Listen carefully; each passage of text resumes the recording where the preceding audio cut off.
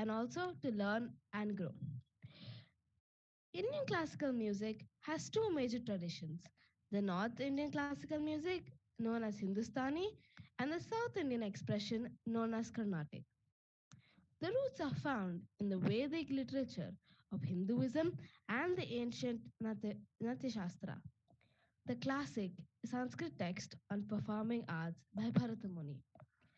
13th century Sanskrit text Sangeeta Ratnakara of Sarangadeva is regarded as a definitive text by both the Hindustani music and the Carnatic music traditions. Indian classical music has two foundational elements: raga and tala. The raga, based on a varied repertoire of swara, notes including microtones, forms the fabric of a deeply intricate melodic structure, while the tala measures the time cycle.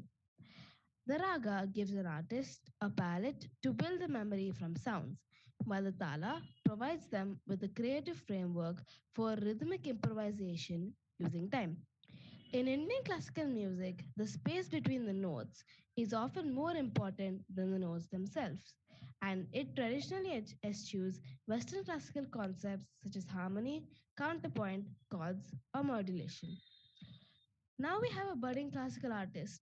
She is a grade 11 student and a member of Visakha Orators Junior Club, coming to us with a beautiful rendition. She is from Sri Chaitanya Junior College. She is a trained classical singer and enjoys painting in her free time.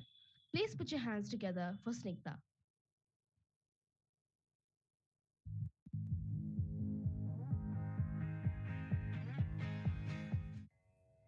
Hi everyone, this is Snigdha and today I am going to sing a song named Akati Velala Annamachari Keertan.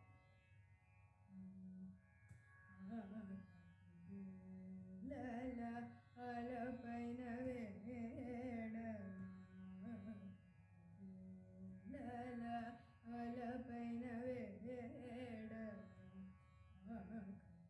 Lala alapaina veda Teguva hari namame Dikumarile tuva La la la paina veda Teguva hari namame Dikumarile tuva La la la paina veda Teguva hari namame Dikumarile tuva La la la paina veda Teguva hari namame Dikumarile tuva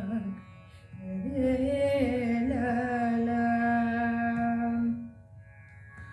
Koramariuna vela kulamu chedina vela Koramariuna vela kulamu chedina vela Koramariuna vela kulamu chedina vela Chera la jikina vela Chera la Chikina vela ora paina harinama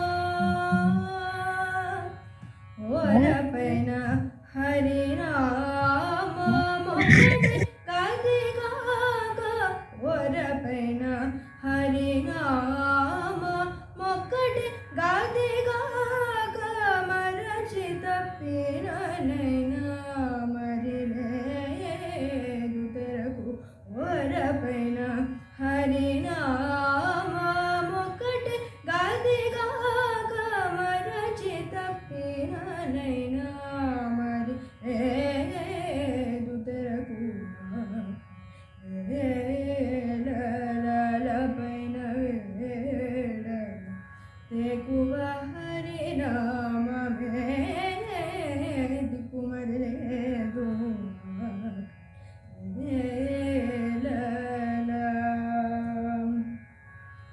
ಸಂಕೆಲ ಬೆಟ್ಟಿನ ವೇಲ Champa ಬಿರುಜಿನ ವೇಳ ಸಂಕೆಲ ಬೆಟ್ಟಿನ ವೇಳ Champa ಬಿರುಜಿನ ವೇಳ ಸಂಕೆಲ ಬೆಟ್ಟಿನ ವೇಳ Champa ಬಿರುಜಿನ ವೇಳ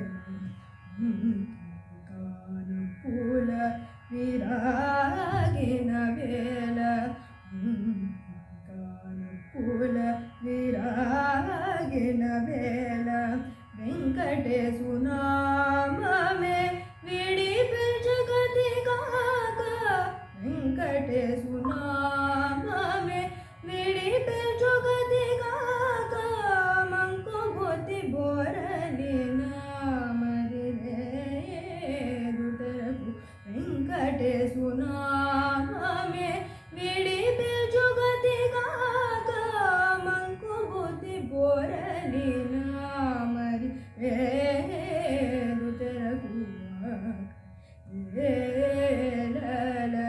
పైన వేడ తేకువ హరి నామమే దిక్కుమరి లేదు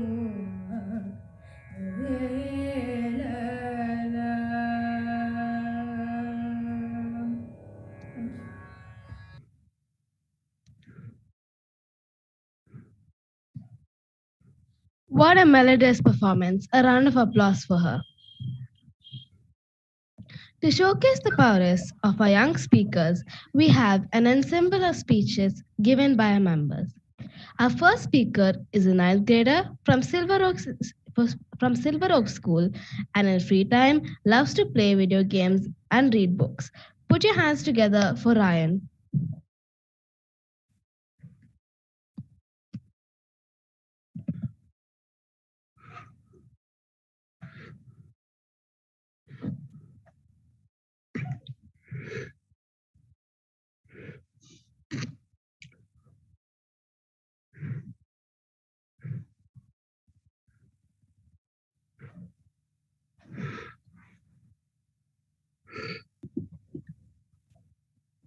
Good morning, everyone. I am Ryan, and today I'll be talking about when was the last time I tried something new.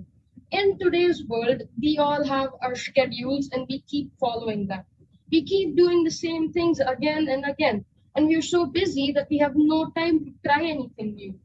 So, when I got this topic, I had to sit down and reflect. What was the last time I tried something new? After thinking for a while, I realized it was going on a cruise. So, when did and why did this happen? It was the COVID 19 pandemic had ended by then, and we were all back in our normal schedules. It was a little bit chaotic, like for 2 years straight. We were in our houses, we weren't supposed to go out. And now, again, everything was normal, and the running race had begun again, so we were all busy throughout the day. After a while, me and my family wanted a small break Recording from in all of this, progress. and that's how we ended up going to the cruise. We had never been on a cruise before, and we were awestruck when we stepped foot inside. It was amazing. There were 11 decks or 11 floors, whichever one you prefer, each with their own thing to keep us entertained throughout the 3 days. And those 3 days that I was on the cruise was by far the best I have had in a while. What made these 3 days so amazing? Nothing. The fact that we were in the ship for 3 days doing nothing, looking up at the clear blue skies or the millions of stars at the during the night, or just looking to the side and seeing the small fishes swimming or just small waves crashing into the ship was just so relaxing. Another very important thing which made these 3 days so good was we weren't glued to the screens of our phone for 24/7. The cherry on top being my phone, my parents were not receiving a call every 2 minutes, which helped them relax as well. So, if there is anyone who wants to have a peace of mind and just stop from everything, they should definitely try going on a cruise. Thank you.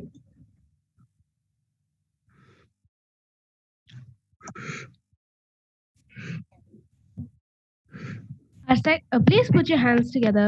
Sorry. Our second speaker is a eighth grader from Little Angels International School. She loves painting and singing. Put your hands together for Heda.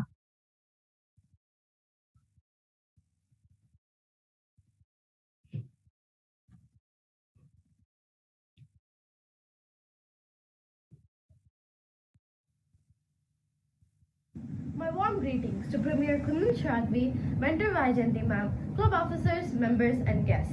I'm Hidda Galam, and today I'm here to talk about the activities that make me lose track of time. As we all know, time is incredibly precious, and there are just some activities that we do in our day that make it seem like just 5 minutes have passed. Well, in reality, it has been well over 50. So, coming on top with number one is reading. For me, reading is an amazing feeling, and nothing else can compare to it, especially when you're nestled up in your balcony or near a window. It's cold and rainy, you have a cup of warm coffee, and a good song playing in the background, and most importantly, an amazing book.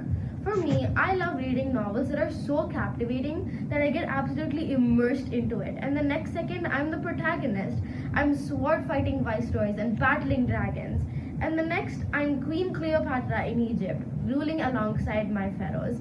I love having the feeling of not having to worry about my future, as everything is written and planned out perfectly. My 1 hour reading passes by in 1 minute, and for a bookworm like me, 24 hours in a day just isn't enough. And coming at number two, writing. For a person like me, writing is similar to free therapy. I've been reading novels on novels ever since I've learned to read in the first place, and writing my own has been a dream for me. And I finally feel like I'm manifesting it. Writing and plotting itself takes a lot of time, but once you feel yourself giving up your imagination to your characters, it makes it feel as if it has passed by in just a second. And it has become kind of addictive for me because my mom has caught me writing at even 12 a.m. And so it makes me feel as if time doesn't exist, and giving your characters feelings and freedom that you might never have in this lifetime forms a real connection, which I need more than just an hour for. So writing definitely makes me feel as if time stops. And coming at last but not the least is spending time with my friends. Just engaging in a call with the person or people you love is more than enough to whether let it be for 3 minutes or 3 hours. Yes, I have been on a 3 hour call before. It makes you feel as if you fell down on earth after the best 3 hours of your life. And just giving the people you love appreciation, time, and a good conversation is good for your as well as the other person's mental health. So, nestling up to watch a movie or just playing a board game with your family is more than enough to make time feel non existent. My list can go on, and being on my phone is actually one of.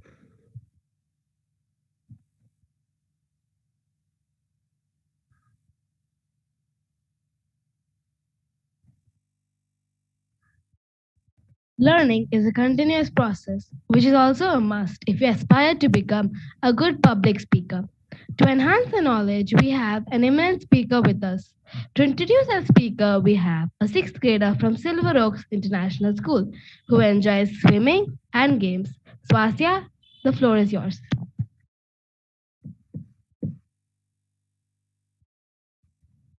Thank you, Avanika. It's my great privilege to introduce such an eminent speaker.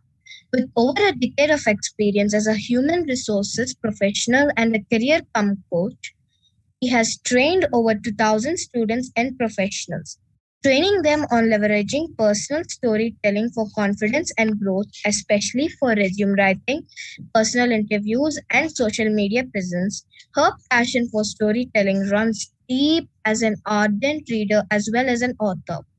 He has also authored 5 books, including both fiction and nonfiction. Her writings are published in esteemed platforms such as India Ruminations, Women's Web, Moms Presso, Artusan, and many more. She is also a speech curator at Team Code TEDx Chaurangi. Her sixth book, Your Personal Brand, is up for publishing and will be on the shelves by next month. She is Anupriya Chowdhury. Please put your hands together as Anupriya is here to speak on influence with personal stories. Thank you, Swasya. I would just like you to confirm to me if I am audible. Yes, ma'am. Yes, Anupriya, you're audible. Excellent. Thank you so much. Thank you. And it is a pleasure to be here amongst these young kids, managing the entire show and showing such strength of talent and the dedication that they're showing off. So, I will try and talk about influence with personal stories. Although I doubt these kids need anything from me, they're already on a trajectory that's much, much steeper than I ever had. Uh, Still, I'll make an effort. So, thank you so much. So I'd like to start with an incident from a couple of days ago. It is the time for rains in India. And we had a long stint of raining for 36 hours. And after that, when the sun came out, my kids, it was a Sunday morning, and my kids could not resist to go out, bask in the sun.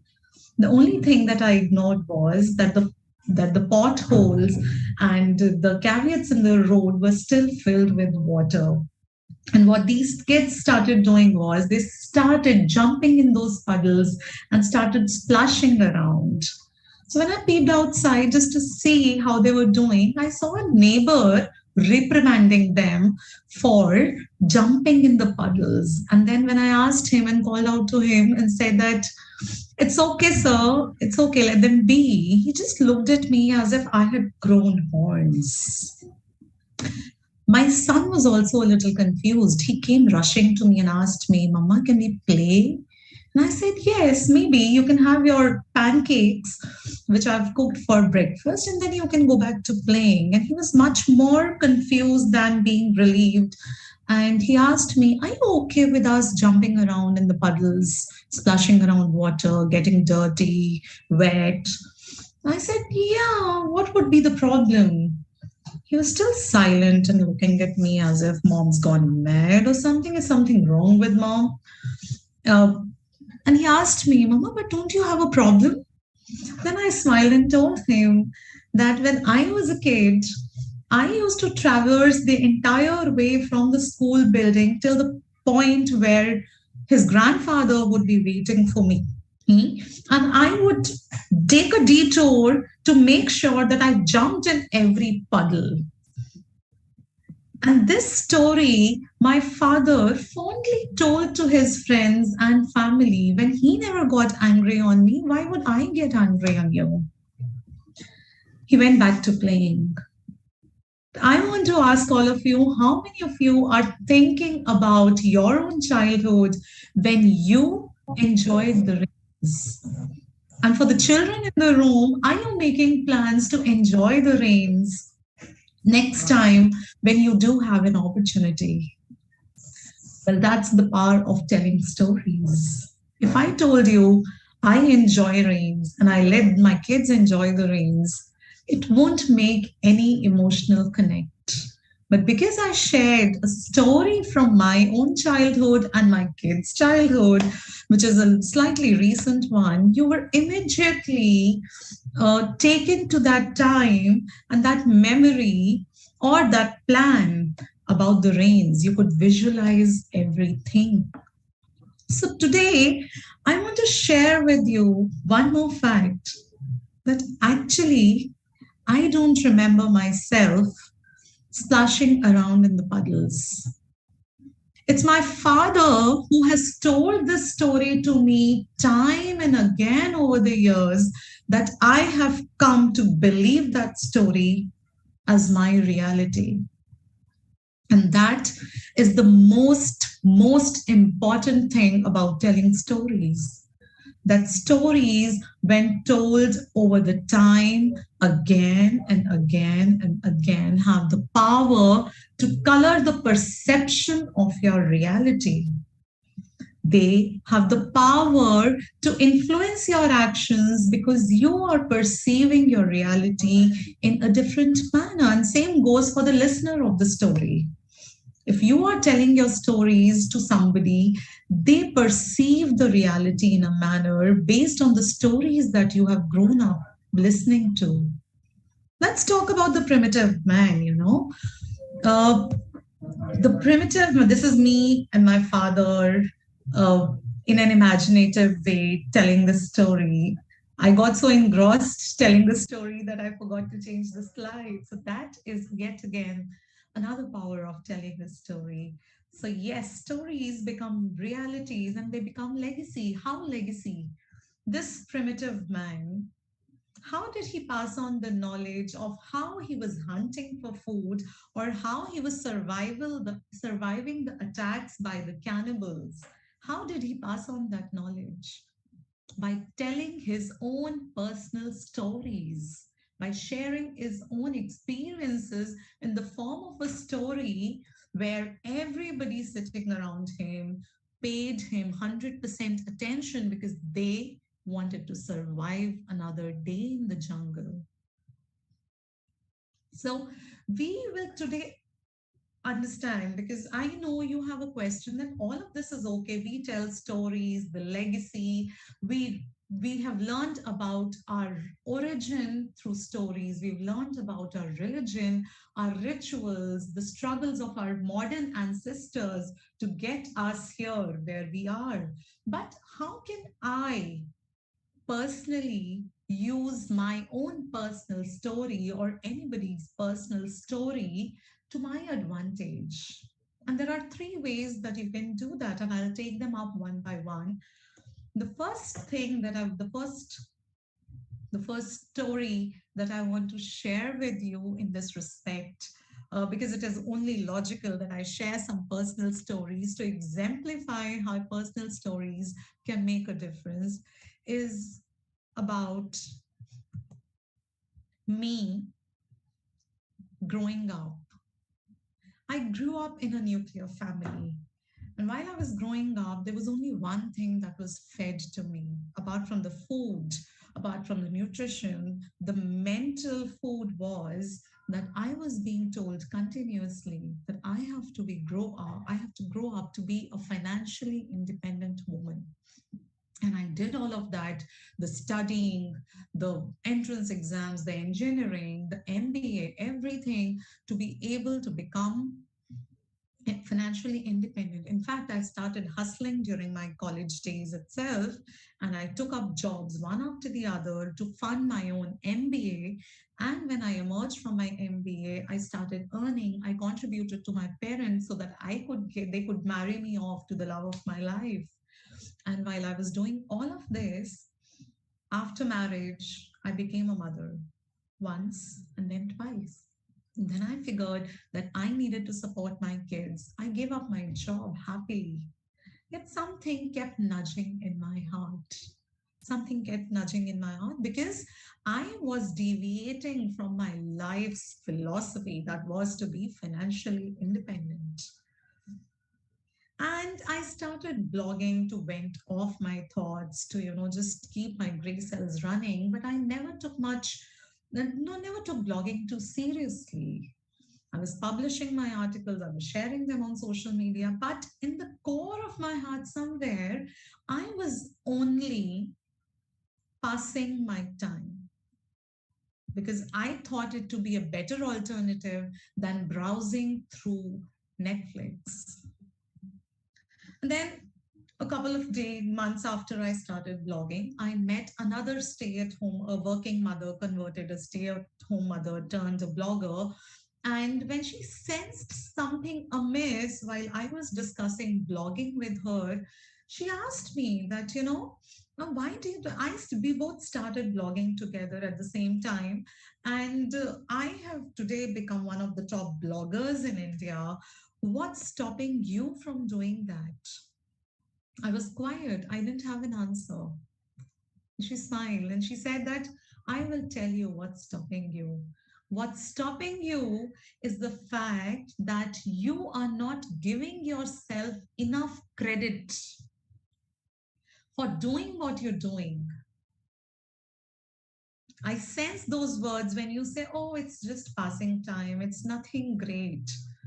I am sharing content consistently. That's one thing, which is the rule of being successful on any digital platform. But the most important thing is that I take pride in whatever I do.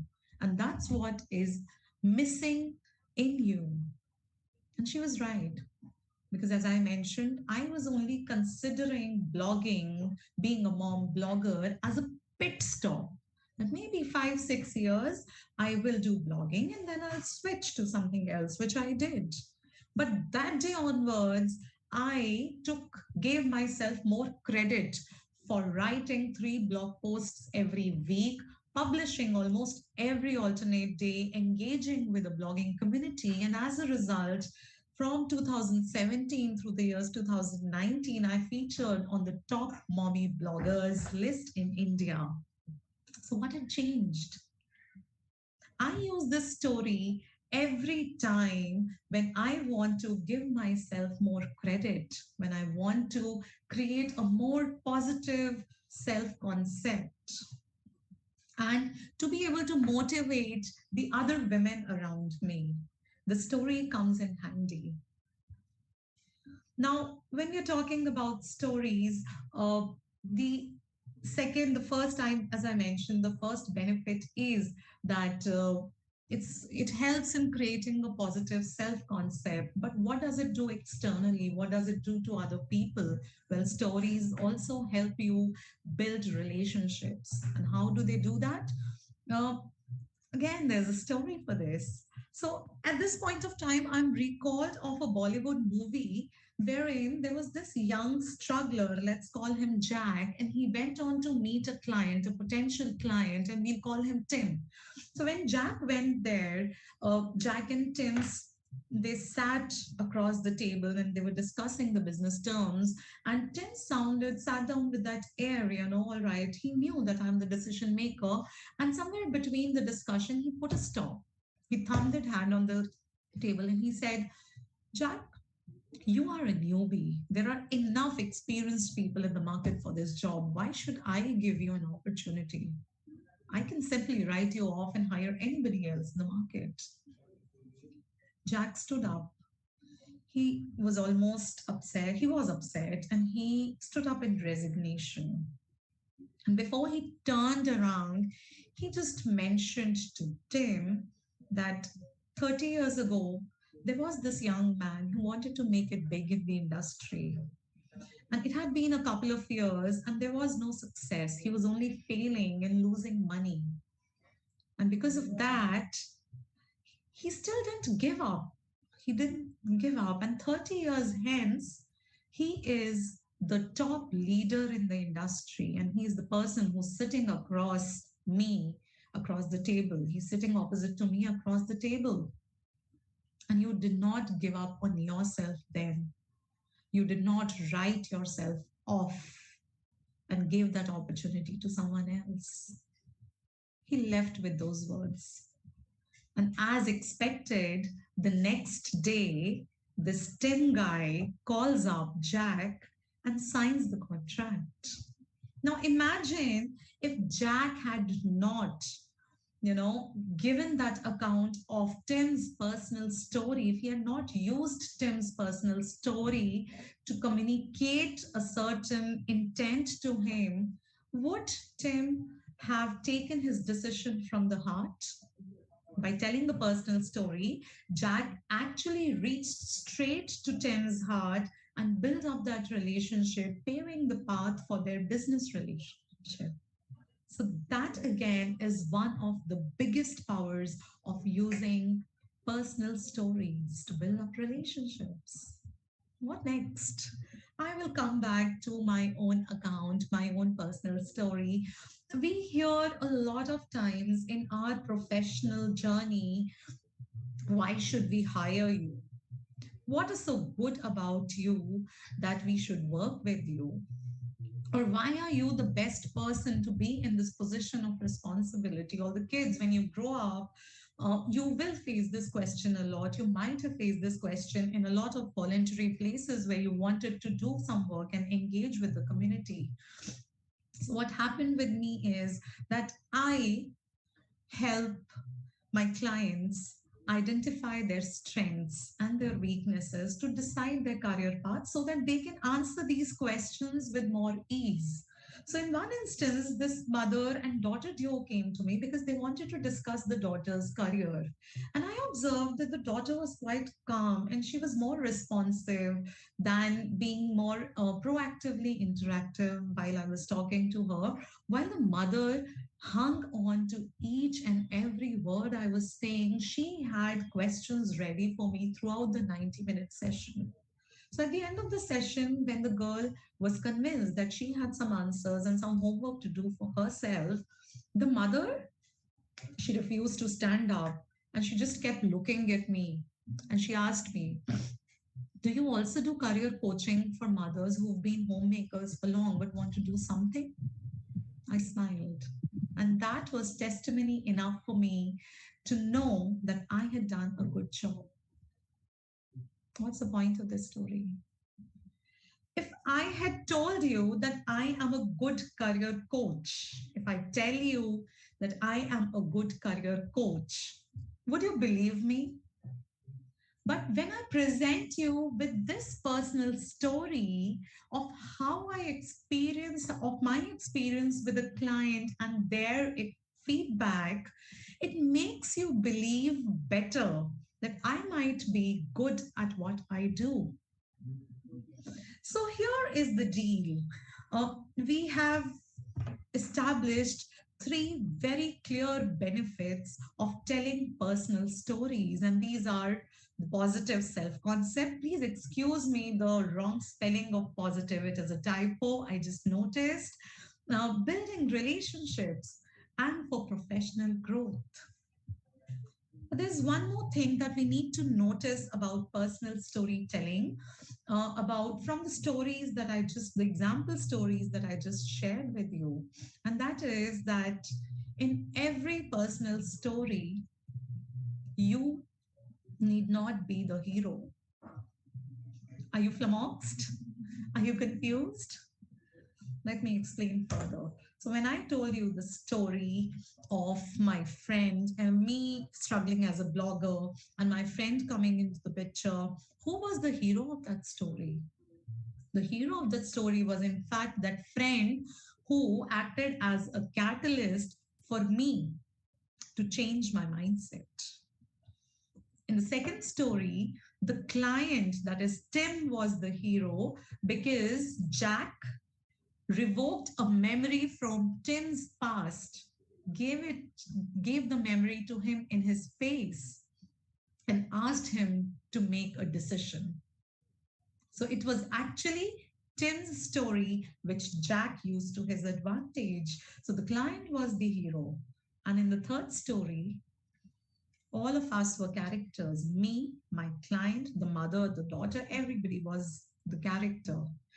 The hero of the story was the experience. What was happening in the story was what the hero was. So keep that in mind that in every personal story, you could actually be the central character, the side character, or just a third person observer, but you are telling it as if it's happening with you. You're telling your audience the story as if it was happening with you. Keep that in mind. And now I would like to discuss how to tell a story, how to craft this story, because personal stories will never be full of frills. When you listen to other stories, you want to know about the setting. Like I used in the introduction, the rain, the puddles, the sun. But when you're using stories for positive self-concept or for building relationships or for sharing an experience or creating testimony, setting is actually a frill. So you don't want to use the setting. What you do want to use is to have the right sequence of events and like a 3-act story structure, which we all know is the beginning, the middle, the ending. What happens in these 3 acts in a personal story is this: what is, what happened, and what became. Let's take up the examples of the stories that I shared. So, in the first example, what was? I was struggling with negative self concept and low self esteem as a mommy blogger, as a parenting blogger. What happened? my friend came in and she urged me, she made me see logic in giving more self credit. And what became? As a result, I paid heed to her advice. And as a result, I featured on the top parenting bloggers list. What happened in the second story? In the second story, Jack was struggling for Tim to give him the contract. What happened? Jack gave an example to Tim wherein he asked him to recall his days as a youngster, as a struggler. And what became? Tim eventually felt connected and convinced, and he thought from the heart and he gave the contract to Jack. So always remember this three-act story structure, and we customize it. When we customize it into a personal story structure, it is what is, that is where you stand today. Where the third act will always be where you want to be, or where you were initially in step one, where you are today, and how did you reach? What happened that you were able to reach here today? Okay. So you write stories for yourself and for your stakeholder, right? But as I mentioned, try and cut down on the frills and focus on the story structure, the three acts, which is what is, what happens, and what will be. I always use this quote that brevity fuels the soul of a personal story. Because, as I said, that we don't need the frills, we just need to focus on the three acts in the story. And I would like to exemplify this with a couple of examples. Mm, the stories could be as short as 30 to 50 words, 30 words, 40 words, 50 words. I will give you an example. My grandparents met as 18-year-olds. They married, they fell in love, and 30 years hence, they took their journey for the heavenly abode together on the same day because of a car accident. What happened here? I started with the blissful time that my parents, my grandparents were having, and then they spent those 30 years and and they took the heavenly board together. You know, they started their journey for the heavenly board together. What happened in between was the car accident. I changed the order of the car accident. It appeared as the third act, but the three acts remain intact. So be very mindful that you may use the three acts in a different order because we are keeping the frills out. We can afford that liberty. Let me give you another example. I felt lost for 17 years. In 17 years, I made 6 career changes and I felt lost.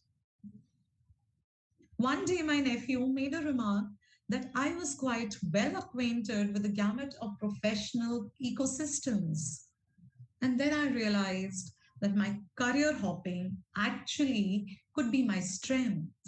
And I embarked on a journey to be a career coach. Now, this is a upward trajectory story. The previous one was a downward trajectory story. People were happy earlier and they're sad now, or they are not here now.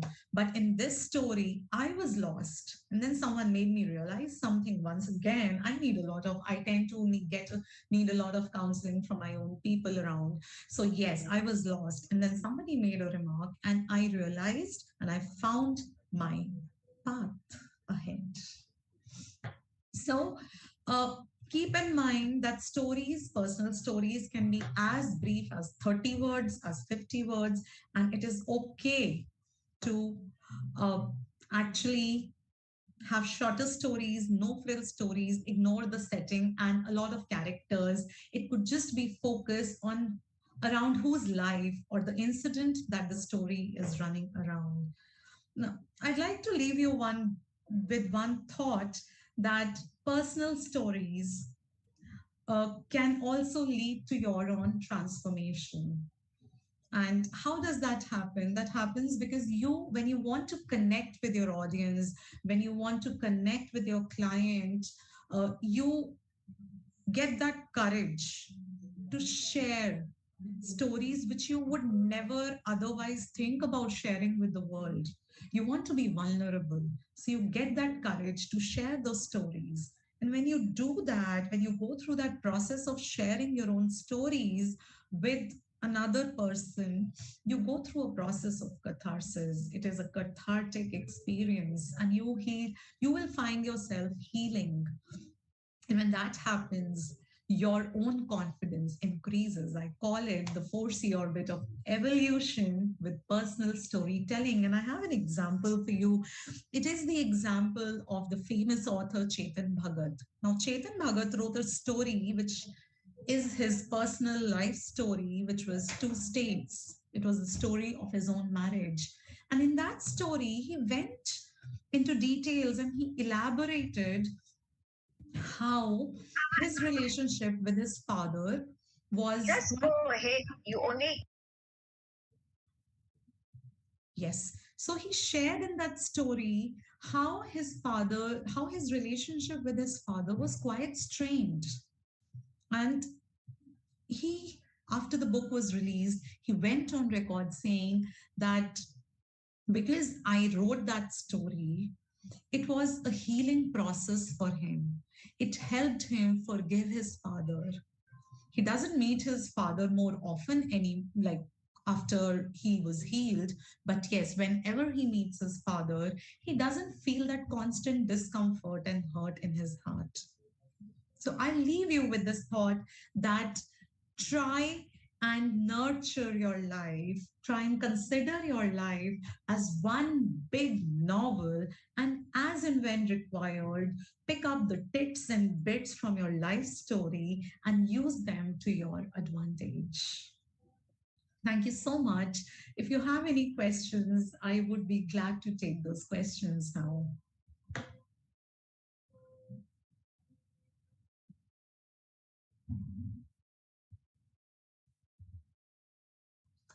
You are on mute, Vajanti.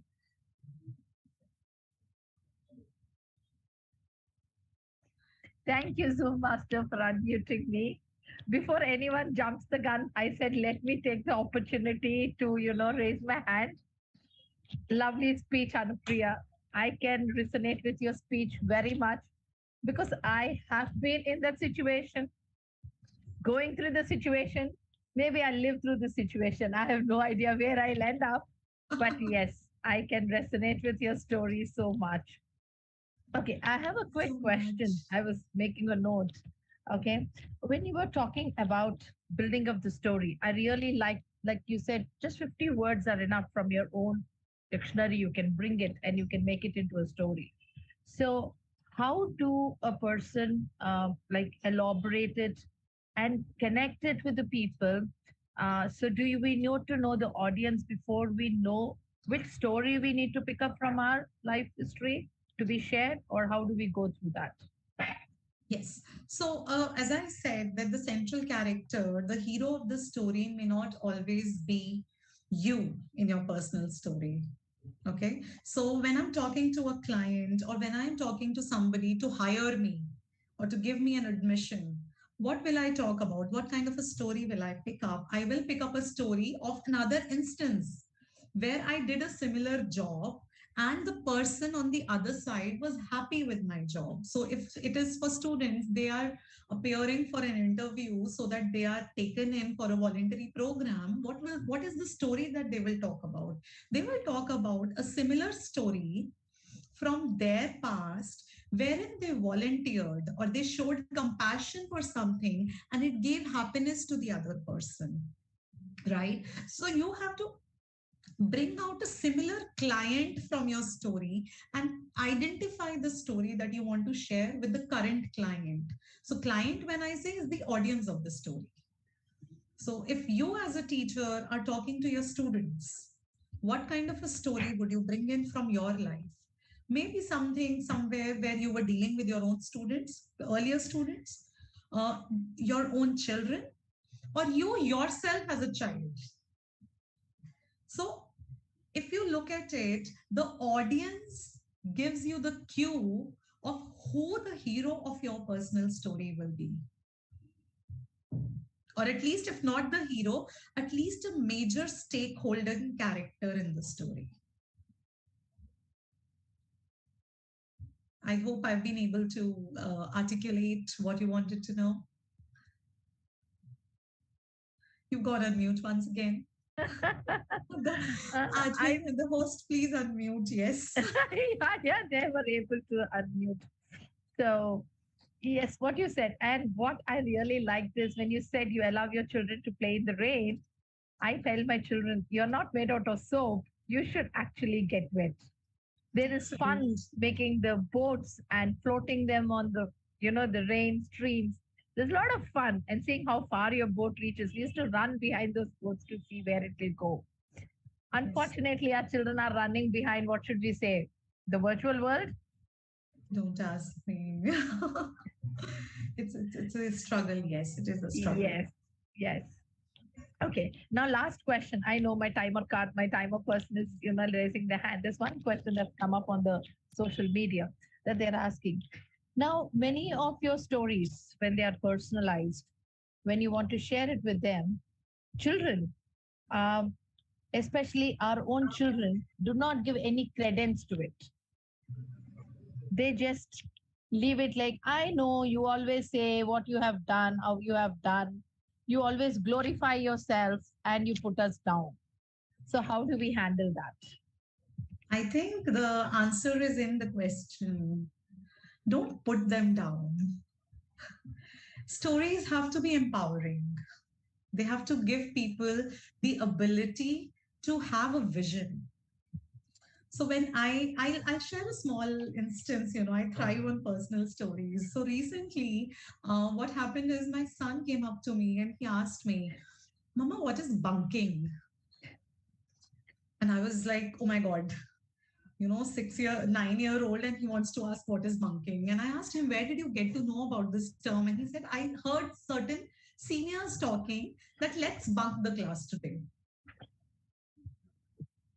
And I said, did you feel like doing it when they were talking about it? He was like, I was curious. I was curious about the concept. And I gave him the story. I gave him the dictionary meaning of, what is bunking, to leave a class, to escape from a class. And I was like, do you feel excited about this? And he said, I'm confused. Why would anyone miss the class? And I shared my own childhood story when I had bunked the class because I had forgot to bring a notebook. And to escape the teacher's wrath, I just escaped from the classroom and kept roaming. We had a huge campus with trees and all, and I kept roaming in the playground and did not get caught the same day, but I got caught at the end of the period when I returned. Okay. And I told him that, after that, the teacher asked me to stay out of the class for a week. Oh. And the scolding that I got at home was one thing, but I was scared of that teacher for my entire life. Even though that teacher was okay after that, she was normal, it's regular business for her. And he was like, and when I asked him, now do you feel like, trying this concept out? And he was like, oh no, who will take that risk of standing outside in the class? It's too much of an embarrassment. So again, it's not about putting down stories. So one, I think this is a thumb rule of any story, a personal story or any story. It should not put anyone down. A story has to empower, has to give the listener the ability to look at the possibilities and not be limiting. So yeah, that's my shortest possible answer to this question. Okay, I know we are running short on time, or rather, we overshot it, but there is one rapid fire that they want me to ask you. Okay. The first one is storyteller or a life coach? Storyteller. Mom or an entrepreneur? This one is, I would call myself, and I call myself a mompreneur. So this is, we have coined this term so that we can, take care of such questions. It's a mompreneur. Reading or writing? Okay, reading. Reading. That's because I have a logic to that. Because until you read 10,000 words, you will not be able to write 100 words which are worth reading. 100% agree with you. And most important, there is a child who has written in the chat room, ma'am, bunking is not bad, but make sure you won't get caught.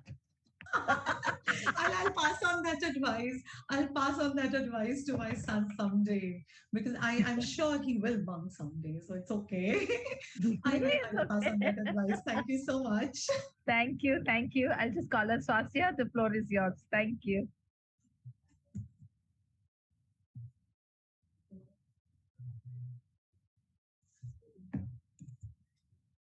Yeah, sorry about the inconvenience.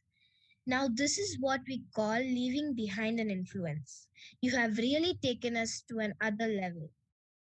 Thank you so much, ladies and gentlemen, Anupriya Chowdhury. With this, I hand over the stage to the Master of Ceremonies, Avanika. Thank you.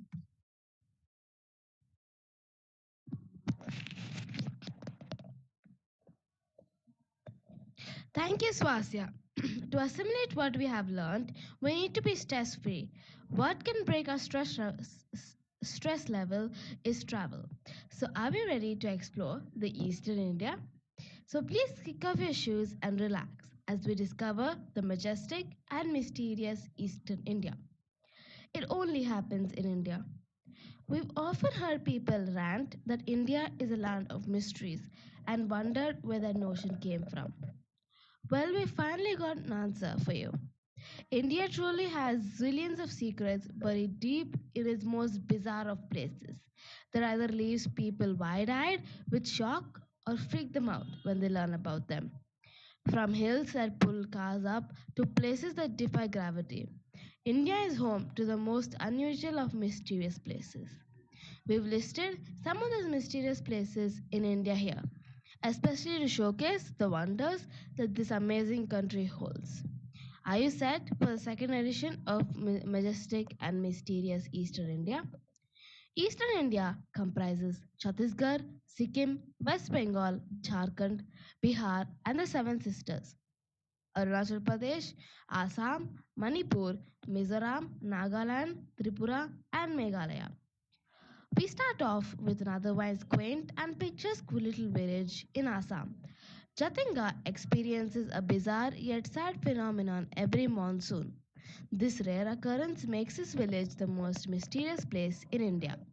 During dark and foggy nights in monsoons, migratory birds flying over the village dive headlong into trees, buildings, poles, and whatnots, crashing to death.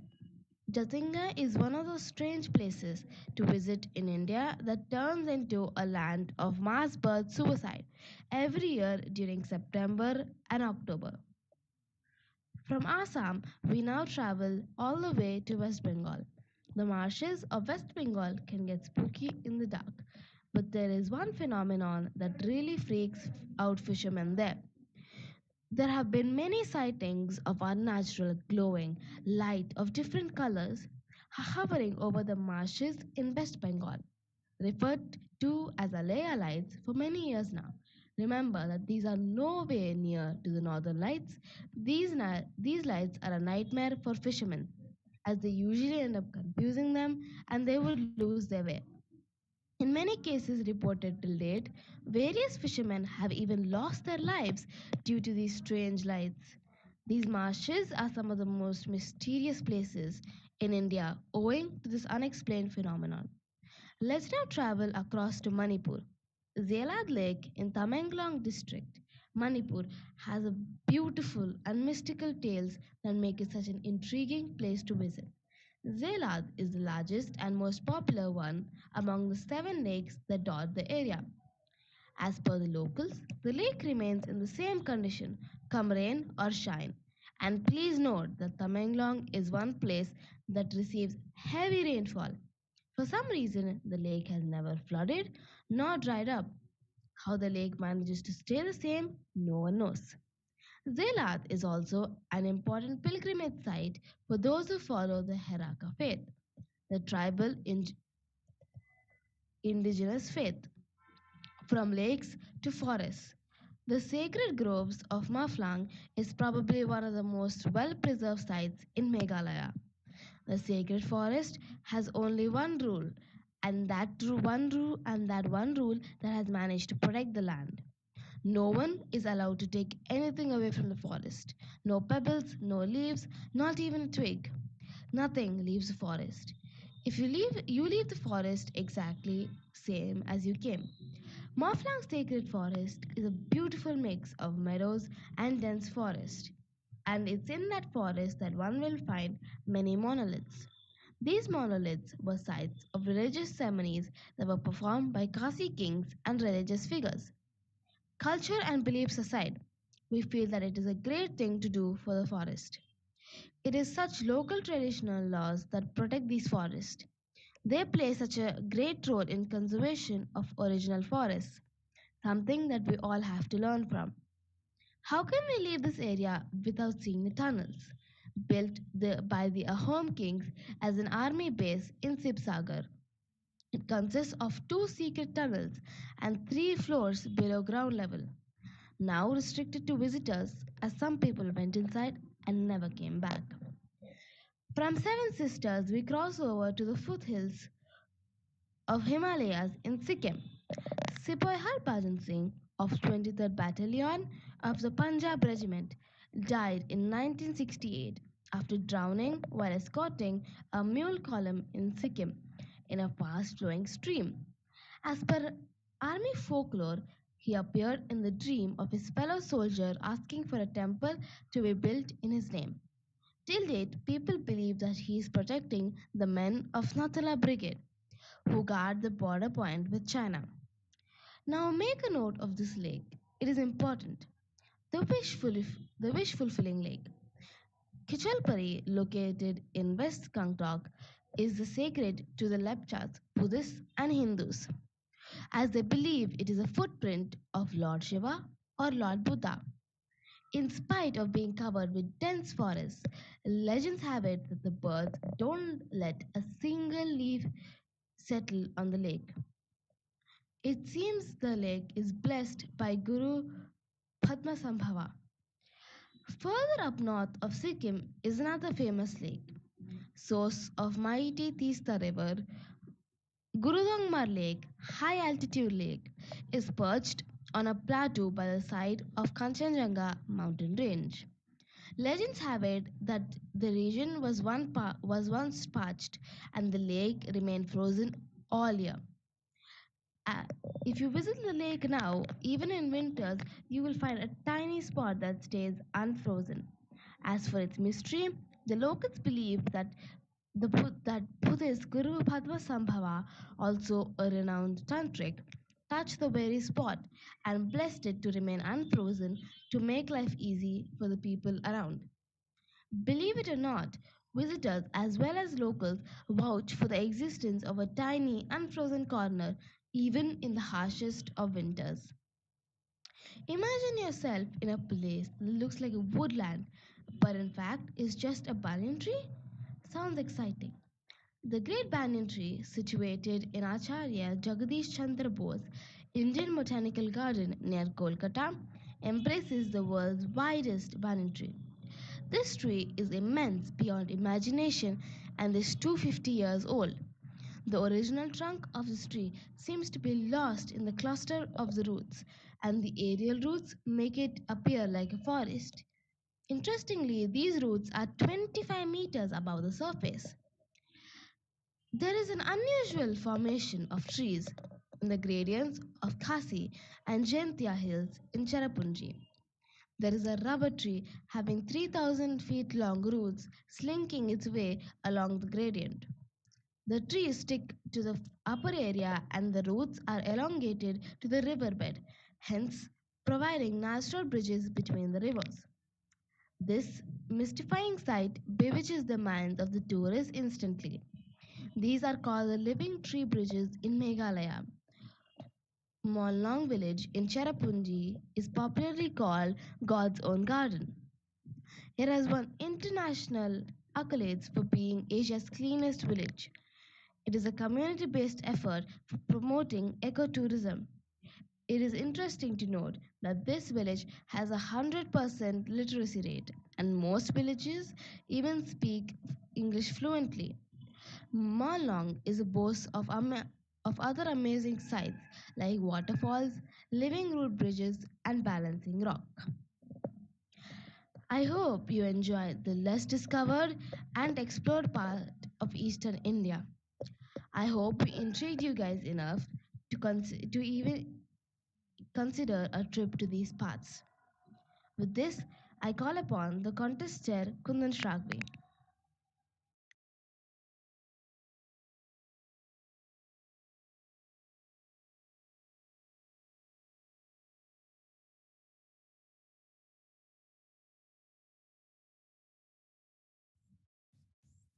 Thank you, Avanika. I, Kundan Shrabhi, your contest master for today, welcomes all Agorians and guests to the third Agra Storytelling Speech Contest. Every year in Agra, we recognize the best speakers from our membership. The way our contests are structured, as well as our contest rulebook, represent our vision in public speaking as a tool that enables leaders to achieve their goals and effect a positive change in the world.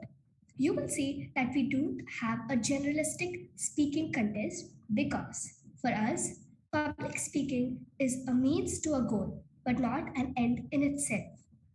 Today, the contest will be judged by the Chief Judge, Mr. Mike Nicholson, and he will be assisted by a team of anonymous judges. We will have two timers, Satvik and Shobha, and tally counter Gayatri. We have five contestants competing today. The contestant speaking order has been drawn.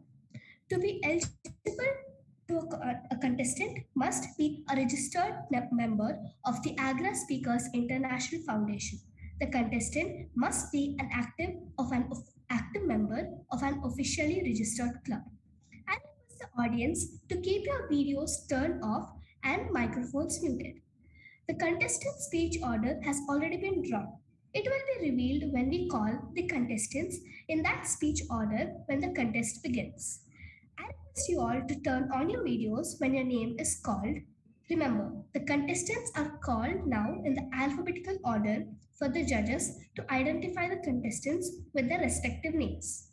Dr. Gary To, Harmi Kawai, K. Shehen Paul, Marcia S. Fisher, Trishamara Jasmine Kirana. I request the contestants to please turn on their videos.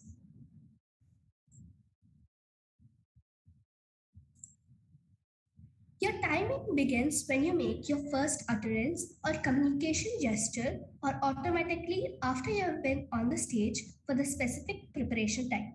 You will have 8 to 10 minutes to present your speech.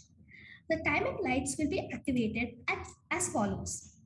Green light at 8 minutes, yellow light at 9 minutes, and red light at 10 minutes. The black light will be shown at 10 minutes 30 seconds. The black light will then stay on until you have finished speaking. No other notice will be given to indicate that you have gone over time. You will be disqualified if your speech is more than 10 minutes 30 seconds. Once you have finished, please turn off your video and mute your microphone. The next contestant needs to turn on the video and unmute the microphone. We will then have 1 minute silence for the judges to record their scores and for the next contestant to prepare. You can now turn off your videos and keep your microphone muted. For better viewing, I request the judges and the audience to keep your screens on speaker view. Our first contestant is KADP Shehen Paul. KADP Shehen Paul, can you see the timer?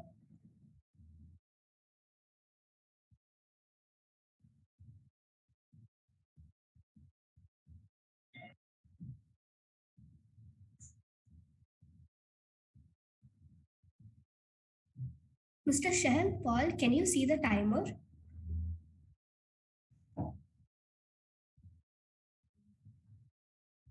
Yes, contest master, I can see You the set the time. timer? Yes, I think I have in the time. Yes. Please repeat after me. I am going to succeed. Before that, am I audible and visible clearly? Yes, Mr. Shahan Paul. I am Please going to repeat after. succeed. I Yes. am going to succeed. I confirm that I can hear you and see you clearly. KADP Shahan Paul, your topic is Let me tell you a fairy tale. Let me tell you a fairy tale. KADP Shahan Paul.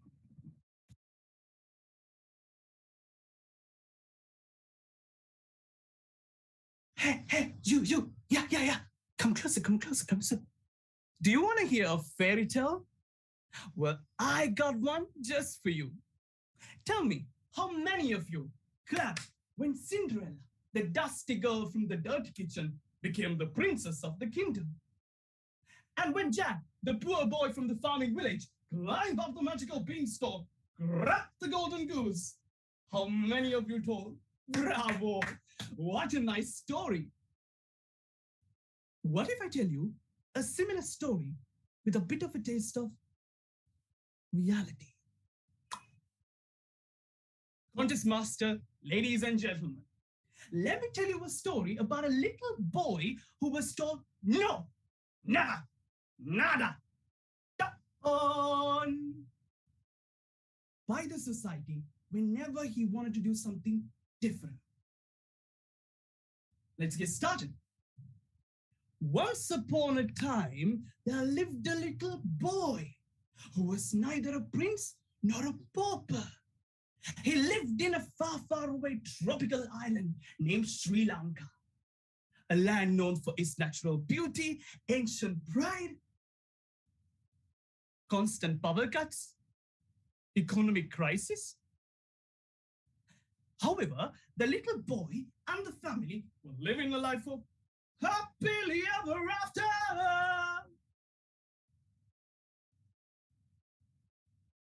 Until one day, when a sudden tragic news came home.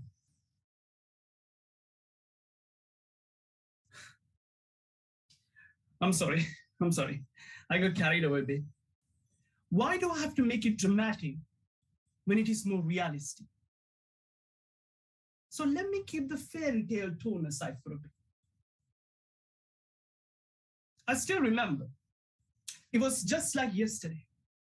When I was 3 years old, my father passed away due to excessive alcoholism. Now, this was not the first time such a death was reported in my village, nor was the last time. But it was quite a shocker for my family, especially my mom, who back then had the dreams of becoming a beautician one day. But all of a sudden, she had to give up everything and became the sole breadwinner of the family. She didn't have anything. She didn't have money, a job, a land. But there was one thing. She had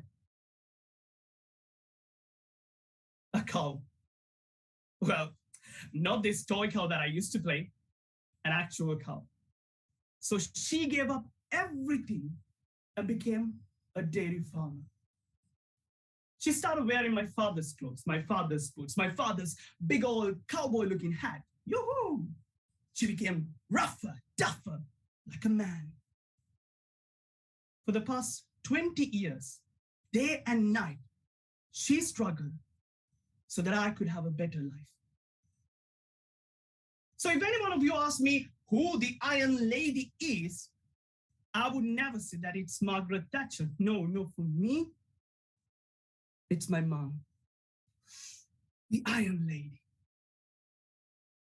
But frankly, people around us had something different to call her. They call her the Shepherd Lady. And I was automatically labeled as the Shepherd Lady's boy. Or sometimes, village drunkard's boy. Have you ever been labeled and felt disempowering? When you're labeled like that, people around you assume that the things that you can do or the opportunities that you have are limited. They believe that you'll end up like your father being an alcoholic one day, or you'll take up your mother's job. But my mom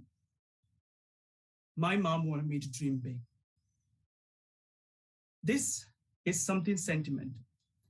This is the first book my mom used to teach me English. I remember back in those days, she would come to me and teach me how to pronounce big words like aeroplane. All right, buddy, you got this. Let's try one more time. It's aeroplane, aeroplane. Aeroplane, aeroplane.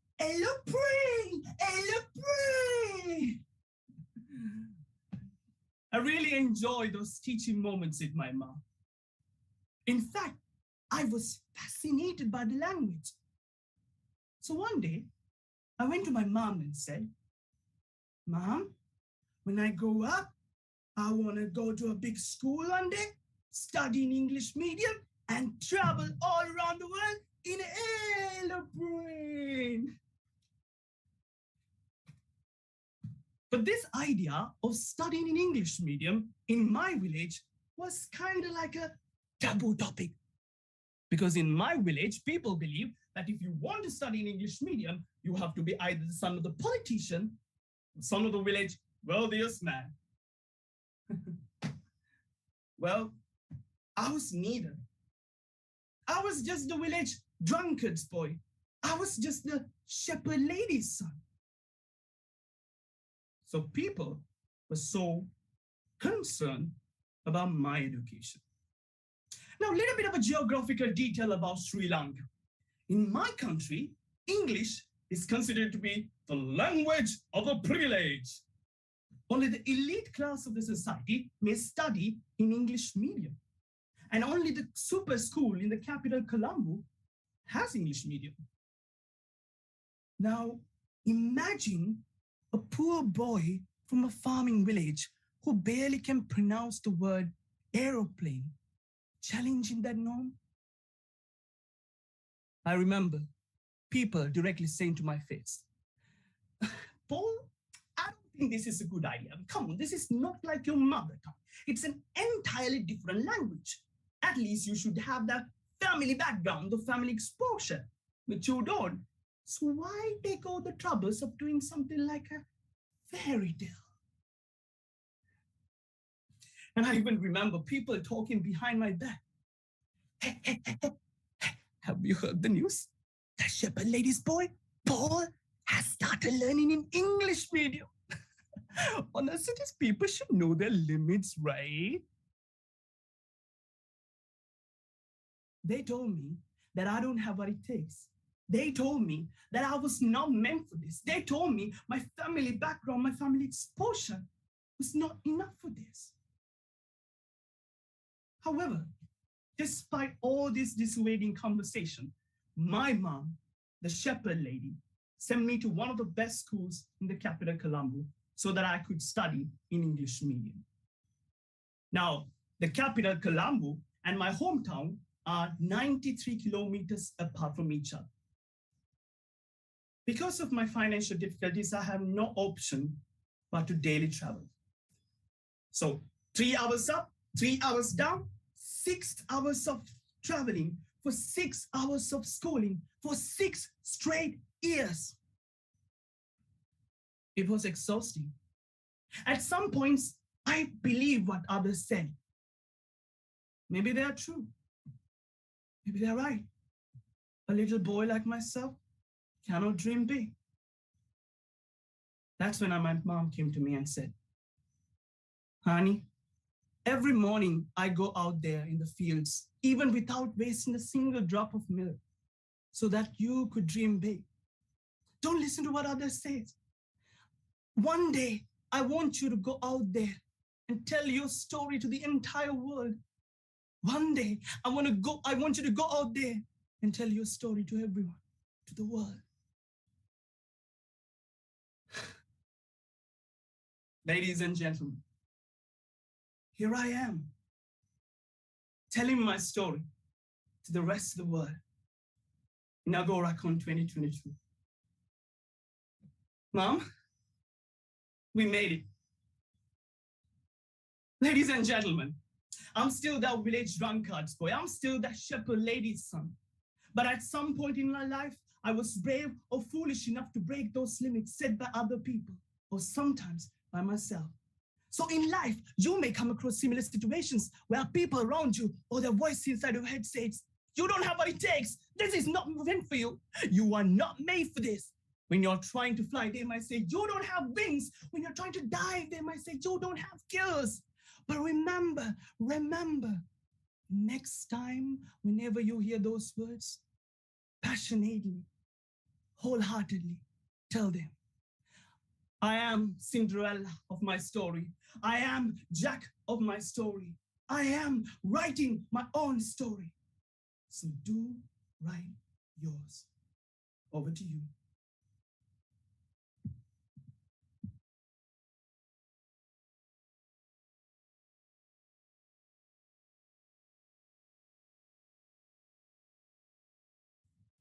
We will now have 1 minute of silence for the judges to mark their ballot and for the next contestant, Marcia S. Fisher, to check for audio and video connections.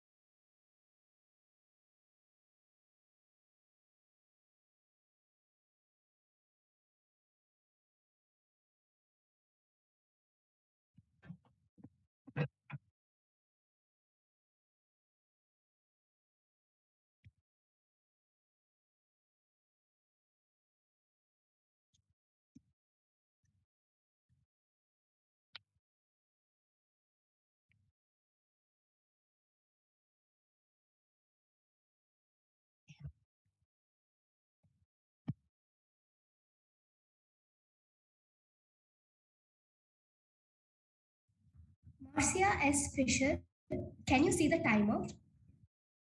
Yes. Please repeat after me. I am going to succeed. I am going to succeed. I confirm that I can hear you and see you clearly. Marcia S. Fisher, your topic is the joy of travel. The stage is yours. In 1972, my hippie boyfriend and I decided we wanted to go to India. So we sold our goods, quit our jobs, bought a plane ticket, and off we went to Europe. We landed in Luxembourg, and there we bought a very beat up old Volkswagen Beetle. We had our transportation, and off we went to the east. Now, the problem with this car is that it had mechanical problems and it broke down in every single country. Well, I'm going to focus on our adventures in Iran and in Turkey as we were crossing the mountains into Iran.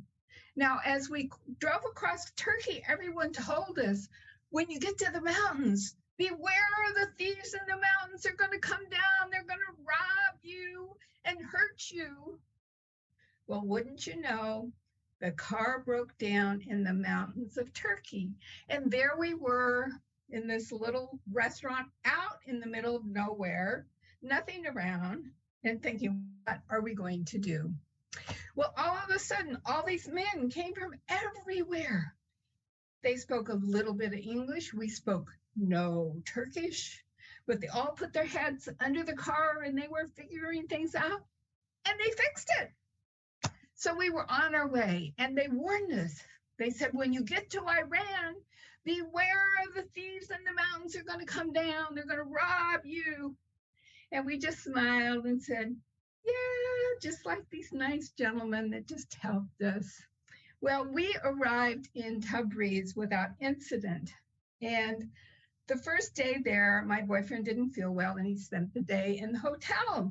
Well, I was bored. I was excited. I wanted to get out and see Iran. I wanted to go to the market. So I ventured out by myself. I wasn't even sure if it was safe, although the Shah was still in power at that time. But about a block from the hotel, a little boy came up to me and he said, I want you to go to my brother's workshop. And I said, I don't want a rug. I can't afford a rug. I'm traveling with a backpack. I have no room for a rug. I want to see jewelry. Would you take me to see jewelry? So we struck a bargain. I went to his brother's rug shop, and then he would take me to see jewelry. So we entered the market. Now, these markets are like little cities in themselves. They're very big. You go down one street, it's all closed. You make a turn, it's all pots and pans. You make another turn, it's all light fixtures, lamps. And we had gone way deep into the market, and we came to the rug street and to his brother's rug shop. So I was seated in the rug shop, and they prepared tea for me, and they presented it on a beautiful bronze platter. And I was sitting there sipping my tea, and his brother proceeded to unfold every rug in his shop, give me the history, and tell me what was so special about that rug. Well, I was embarrassed. I wasn't going to buy a rug. I felt guilty. I felt uncomfortable because they were so nice to me.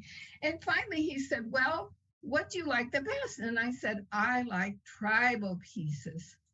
So he showed me this rug, and I bought it. It's small. It's like that. And I have it on my desk today. 50 years later, I can look at this rug and I can have fond memories of my time in Tabriz. So after I bought the rug, the little boy took me to a jewelry store, and I admired the jewelry. And then we left the market and I said goodbye. On the way back to the hotel, there were two women, and they were all veiled, and they came up to me and they started speaking perfect English. And we just stood there on the sidewalk and had this delightful conversation. And it never would have happened if I had been with my boyfriend, because no one would have approached me if I was with my boyfriend. The next day, we're leaving and we're going to Tehran. And this young man comes up and he asks for a ride. And we think, good idea. He speaks perfect English. He speaks Farsi, and he may be able to help us if the car breaks down. So we start off, and sure enough, the car breaks down again. And we're sitting out in this field having a picnic, waiting for help. Well, there was no cars on the road. It was over a half an hour before a truck came by. And that truck driver was willing to help us. And he tied our little beetle with a rope to his truck. And he took off. And we three are back in the Volkswagen. And I was scared. I thought that truck's going to stop, and we're not going to stop fast enough. We're going to go and get decapitated. So I'm down on the floor and I say, oh God, please, please, please, please help us. Let us live, let us live. Well, we lived, of course. Got to the next town, they fixed our car, and we went on to Tehran. Now in Tehran, our new friend, Masood, took us to this hotel, and he arranged for us to sleep on the roof. It's probably for the help of the hotel, I don't know. But there we were on these cots on the roof of this hotel in downtown Tehran, under the stars and the lights of the city. And it was magical. Then he took us to all these little cafes where they never saw a Westerner before. And they'd be so excited that there were Americans in their establishment. And the proprietor would talk to my boyfriend, like, where are you from? Where are you going? Why are you here? And they were just so nice to us, really so hospitable. And we never would have found these places without Masood. Well, we decided we wanted to go down to Isfahan because it is a World Heritage Center. And we made the decision, leave the car in Tehran and take public transportation. Well, we rode in these luxurious Mercedes-Benz buses with Persian music playing throughout. And we had this wonderful ride, leaves the driving to us. And we got to Isfahan. Now behind me, this is the square in Isfahan that is so famous. There are these huge mosques on each side of the square. Now, we were not able to go in because we were not Muslim, but we could go around and we could admire the architecture and the wonderful tile work on the facades of each one of these monuments. So we had a lovely day with Masood, and then we went back to Tehran. Now, the next day we had to leave, and that was sad. We had to say goodbye to Masood. He was truly a friend. He loved Western women because we were strong and independent, and he was a perfect gentleman. So we said goodbye, went on our way, and on the way out of the country, there was a traffic jam. And we said, what's going on? Well, there was an avalanche up ahead. And we waited for a while. And then Bob said, oh, come on, we can do this. He pulls off in the other road, guns the car, and zoom, we go by. And the Persians are clapping and cheering, the crazy Americans who are so brave. Anyway, what I want to tell you is travel. It's an education. It will change your perspective of life. You will never be the same. Choose a country that's different from you. The language, the religion, the culture, the food, the music, the environment. And you will find that you will have something in common with the people. Our humanity that connects us one to another. And you'll also learn that the people aren't always their government. Please, have an adventure. Take that leap of faith and experience the joy of traveling. Back to you.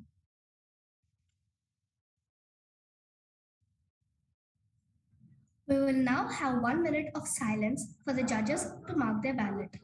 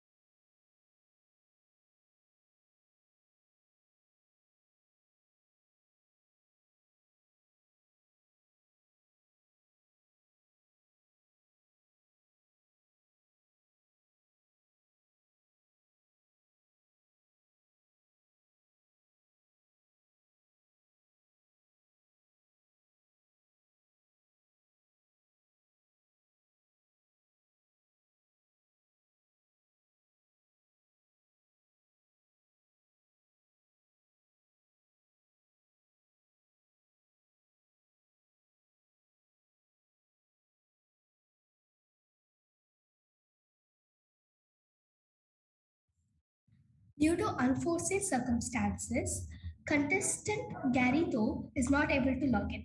So as per the rules of the contest, we shall be playing his video, which he has submitted for qualifiers. The video will be used for the finals contest. So now we shall be playing the same.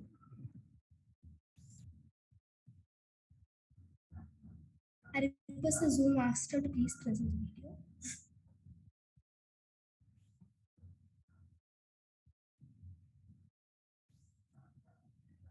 The little boy finally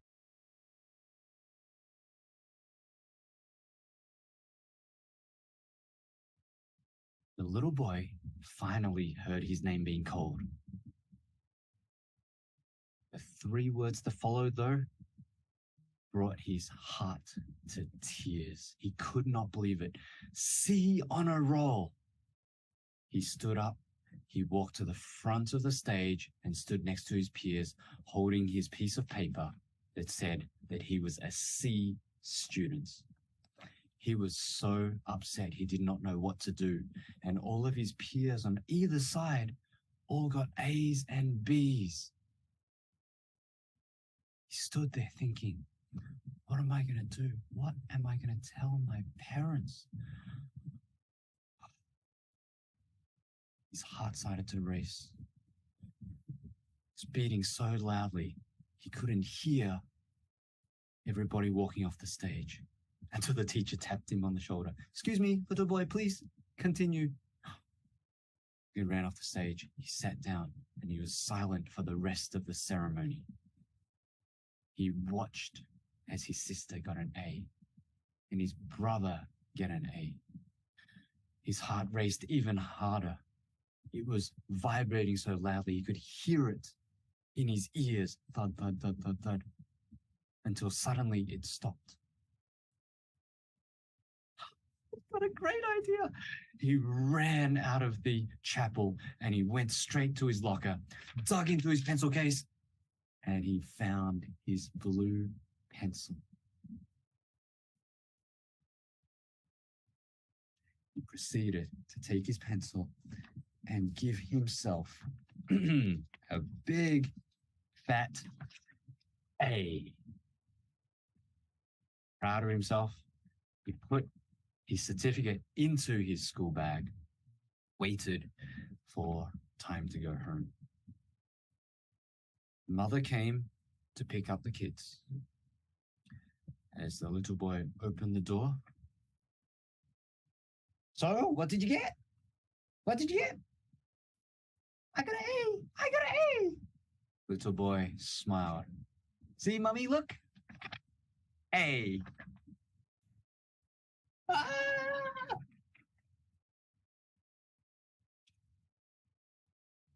Did the teacher really give you an A?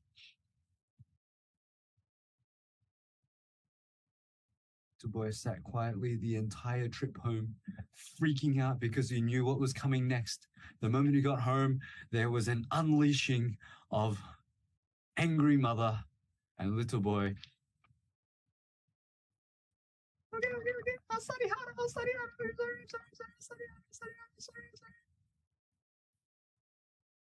You see, getting A's for brother and sister was no big deal. They even excelled in piano. They'd happily be playing all these famous songs, and little boys, ding, ding, ding, there. Even in tears in the piano class. And of course, brother and sister, they seem to be able to connect with their friends and family. They seem to be able to have so much fun and so much social life. And little boy was a little bit, I don't know who I can talk to and how to talk to them. Then little boy got an idea. You see, little boy's sister was in the SRC, the Student Representative Council.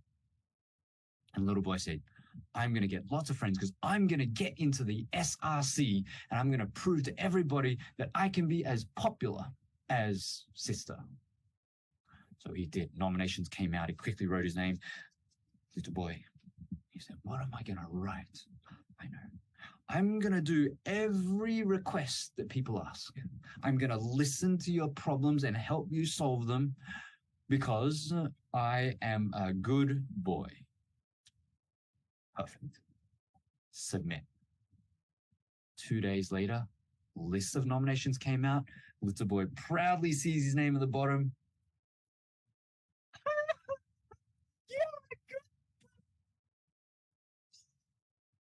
The whole school was laughing at little boy. Little boy might have been a good boy. Nobody appreciated it except for to know that it was a hilarious joke. Little boy hid and pretended not to exist. Sad, embarrassed, shy. Little boy went home, so sad. The next day, he went to school. It was a debate contest. He thought, I'm going to succeed. I'm going to show people how good I'm at debating. I know how to rebut. No, you're wrong. I'm going to show people how it's done. So little boy got up as the second speaker in the debate, tried to rebut the first speaker of the opposite team, and then went to put his foot on the ground only to say the opposition's arguments. So when the opposition's second speaker came out, they just said, what he said, I don't need to say any more. Case closed. Little boy cried. Everybody was laughing at little boy once again. Little boy did not know what to do. A week later, there was parent-teacher interviews. Little boy's English teacher came to meet little boy's mother. Little boy says, please don't talk about the debate. Please don't talk about the debate. Please don't talk about the debate. But the teacher said something else. Little boy should be more like his sister. Little boy was devastated. Thankfully, little boy's mum argued, no, he's different and that's okay. But inside, little boy felt miserable. He felt sad. He didn't know what to do. He was completely lost. He was beating himself up. He knew he was never going to be good enough. He would never amount to anything. Everything he did was a joke. People would laugh at him. So one day, little boy decided, I've had enough. I'm going to run away. I don't care about anybody else. I don't care about A's. I don't care about piano. I don't care about my English teacher. I'm just going to run away. So he went through his evening routine. He had his dinner, did his homework. When everybody was asleep, put on his jacket, and he snuck out the door.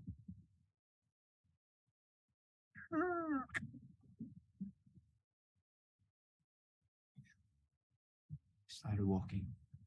The thing is, little boy lives in the country. There's no street lights. It was actually really, really dark. So dark, in fact, that it was actually quite scary. And there was trees and shadows and more trees. Hey, was that an animal or what was that? And little boy started to freak out. Oh, why am I running away at night? I'm scared of the dark. What am I doing out here? He sat under a tree for no less than 20 minutes, shivering because it was winter. Oh my goodness, how did I forget to not bring a thicker jacket? He sat there, freezing cold, scared of the dark, until he couldn't take it anymore. He tiptoed back inside the house, tiptoed back into his bed, and nobody knew. And for the longest time, little boy was insecure, scared, was worried about being humiliated in public again, until 20 years later, little boy had an epiphany. Wow, I know what's going on. I wasn't trying to run away from my parents, or run away from school, or run away from piano lessons. I was trying to run away from my thoughts and my feelings. I hated feeling bad. And the moment little boy started to realize that this was what was happening, he decided to embrace himself a little bit more. He decided to take care and provide more comfort and love. And little boy has then emerged to become a young man.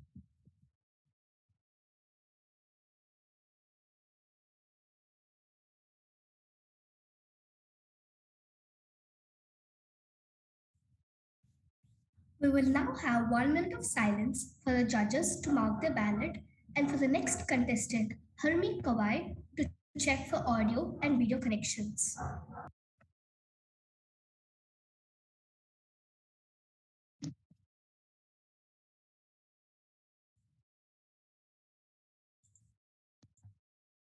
Hi, can you hear me clearly? Hello? You are muted. Yes. Okay.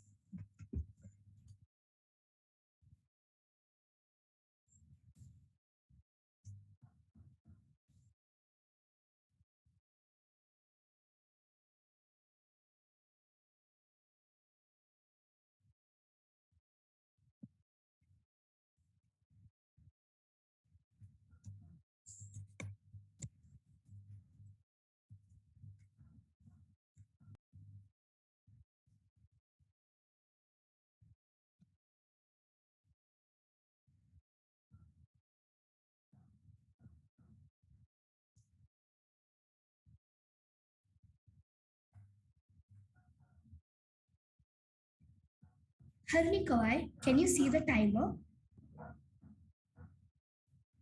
Yes, I can see the timer clearly. Please repeat after me. I am going to succeed. I am going to succeed. I confirm that I can hear you and see you clearly. Harmi Kawai, your topic is the present. The stage is yours. Steve Jobs said in his legendary speech, if you live each day as if it were last, you must certainly be true someday. This is the destination we all share. No one can ever escape it. If tomorrow were the last day of your life, what would you do? I asked this question many times to my friends and sometimes as a hot topic master. Someone said, I'd have a big party with my friends. Another said, I'd spend all the money for fun. Good idea, isn't it? And most people said, I would stay with my family and tell them thank you. I used to think so. I would visit my parents and I would call my son and daughter and I would tell them how much I love them, appreciate them. And I would say, no regrets on my life. Last week, we had a birthday party of my daughter at home. That morning, my daughter called me and said, Mom, I have a sore throat and a slight fever. Is it okay to go to my birthday party? Why don't you check out soon? If the result is negative, of course you can come. Why not? She was tested, antigen test and PCR test. And the result of antigen test came back after 15 minutes. And it was negative, so she could come. We were 6, all family members, and we had an excellent time, enjoying our meal, laughing, chatting a lot.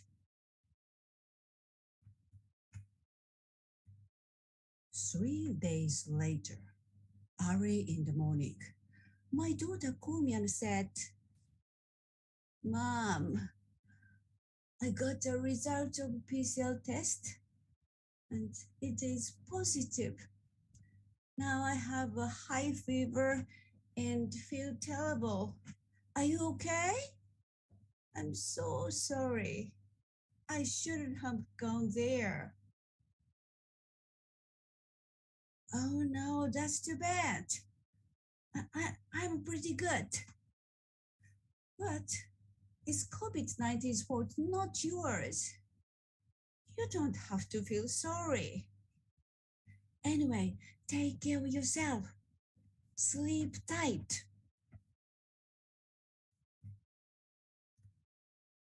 However, I began to feel worried.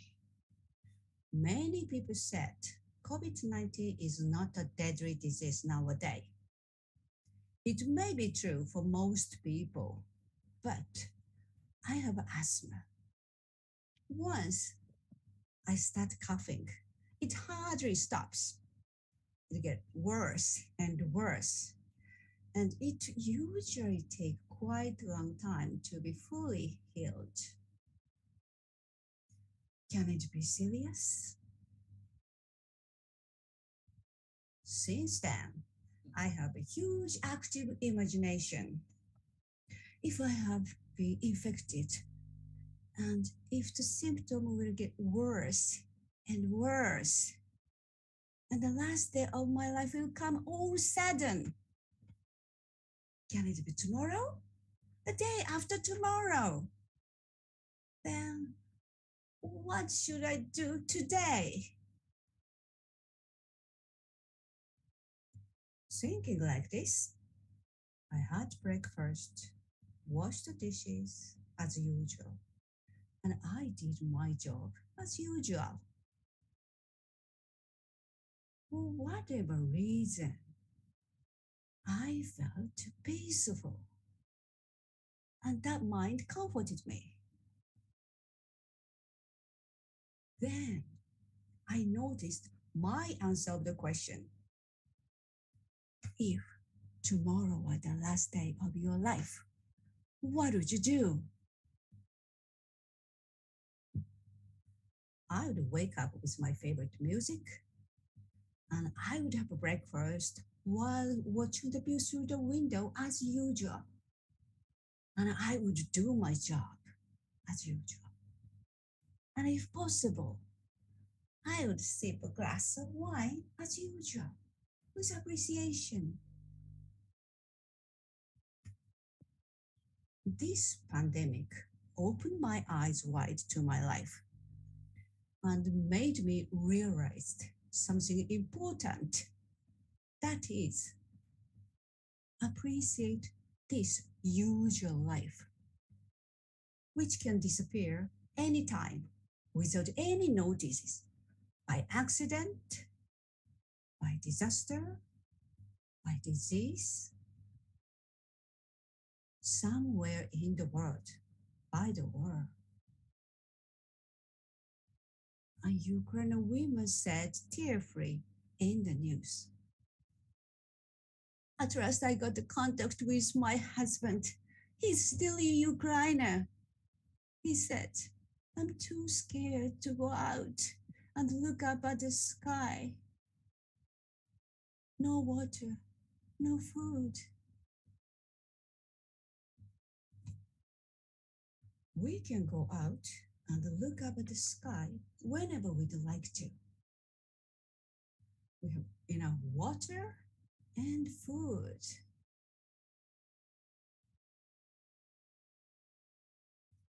Every day, we have chosen something and which will decide our lives. And today is the result of every day we have accumulated. Appreciate today. Life is limited. We approach the last day of our life day by day. That is the destiny we all share. No one can ever escape it. If tomorrow were the last day of your life, what would you do? My answer? I would spend the usual day with appreciation. And I would say at the end of my life, that's my life. Yesterday is a history. Tomorrow is a mystery. Today is a gift. That is why we call it the present. Back to you.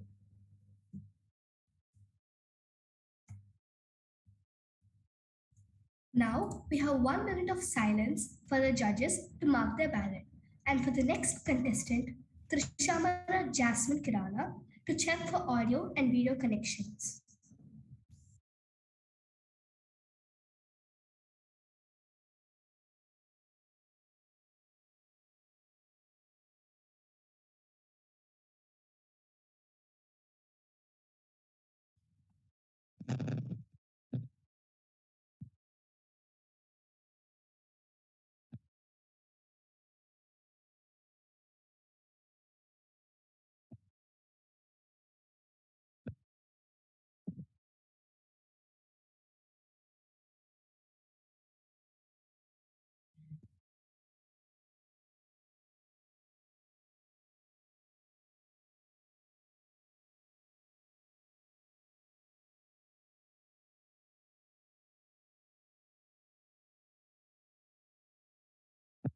I like that.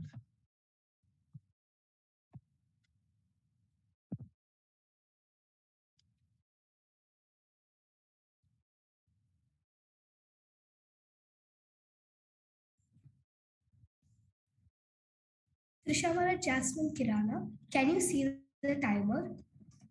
Yes, I can see the timer. Please repeat after me. I am going to succeed. I am going to succeed. I confirm that I can hear you clearly and see you clearly. Trishamara Jasmine Kirana, your topic is 2 slices of apple. The stage is yours. One evening, a couple of night owl friends suddenly called me early in the morning. Can you imagine? 2 o'clock in the morning. Hey, come urgently, will ya? And guess what? It's just them pulling a website of philosophical questions and us answering them at 2 o'clock in the morning. Well, I never made the wisest decisions anyway during witching hours, so I accepted the call. And the first question that was given to me, Trisha, what was your biggest regret? What was my biggest regret? What is your biggest regret? For the longest time, I've always put myself in the state where I should feel content and fulfilled with everything I have, to live life with no regrets. But what about the things I have not done? The chances I haven't taken, in which they slipped through my fingers in a single moment without any warning. Ladies and gentlemen, let me tell you how 2 slices of apple have become very meaningful to me. Now, growing up, I have lived with a large family, but one of the people that stand out to me the most is my grandpa. He is a huge chatterbox and would come up to one person and go "Beep, beep, beep, beep, beep," for hours on end. Well, I guess that's where his gene came down to me, but most of the things he talk about aren't always enjoyable for others to tune in. See, he is someone who barely listens to other people's opinions. And in order to not spiral down a hole of him telling us that our opinions are wrong, we'd rather not talk to him as much. But I try to understand. Perhaps some older generations just decide to stick with the old ways, and that's perfectly fine by me. However, there are things I love about my grandpa as well. And one of them being is how every time we have celebrations, he would stand up and give his grandchildren a big warm hug, claiming to be the happiest grandpa in the world. Yes, that's what he always says. And it never fails to put a smile on my face. Another thing we have is this inside joke about how my kid self had a hard time rolling my R's, which is very important when you come from Indonesia. All the 6-year-olds were able to do it fluently, like, oh, here and oh, that, which made me super annoyed that I was the only one who can't do it. So my grandpa came up to me and said, hey, Trisha, why don't you try drinking cold water? Because when people are feeling cold, they go, brrr, right? I can't tell if that was an attempt to mock or cheer me up, but it definitely made me laugh. So from then on, we always make brr sound effects every time we drink something cold. And surprisingly, it really did help with rolling my R's. My grandpa also enjoys watching TV and would spend hours on this single sofa while wearing minimal clothing all around the house, like a walking swimsuit. And I thought it was pretty amusing to see from upstairs. But again, because of his judgmental side, things aren't always as bright. And that created a divide between him and the rest of the family. Well, I never bothered to get close to him because even if I still care about him, it's not something that's on the top of my mind. Because, hey, there's nothing for me to lose, right? Well, I spoke too soon. At 1 o'clock in the morning, when everyone was asleep, I suddenly heard a faint, agonizing scream suddenly coming from downstairs. I rushed to check and saw how my grandpa had tripped and fell down in the bathroom, hitting his spine on a sharp edge of the door. I didn't know what to do, so I woke everyone up to help him, but it seems that droplets of blood were already seen on the ground. It was an unpleasant experience. So from then on, my grandpa had to be bed rested. And that's where things got a lot harder with the fact he has to be taken care of, from eating to taking baths and even sitting up straight. My interactions with him also lessened, and his condition wasn't getting any better. Deep inside, I wondered, is he still going to be with us? But it wasn't something that I thought about too often. Well, he's always the same chatterbox as he once used to be. And even if no one wanted to talk with him, his eyes spoke louder than words, like he wanted to convey something.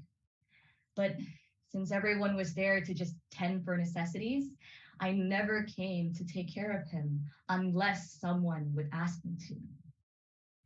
Until one evening, where my grandpa suddenly called me into his room. Oh shoot, I thought, am I in big trouble? But then he looked at me and asked if he could eat some apples. Huh, that's strange, I thought, because usually he wouldn't have something this late into the night. But I went along with it and made 2 slices of apple because I knew he wouldn't finish it all if it was too much. So I came back to the room and saw how my grandpa was fast asleep. So I decided to place the apples on the side of his bed. But before I was about to head outside, turns out he was still awake and said to me one of the most genuine things I have ever heard from him. Thank you, Trisha. At that moment, I just froze. Something about that thank you felt different and really genuine. I smiled and went back to whatever I was doing at the time like it was nothing.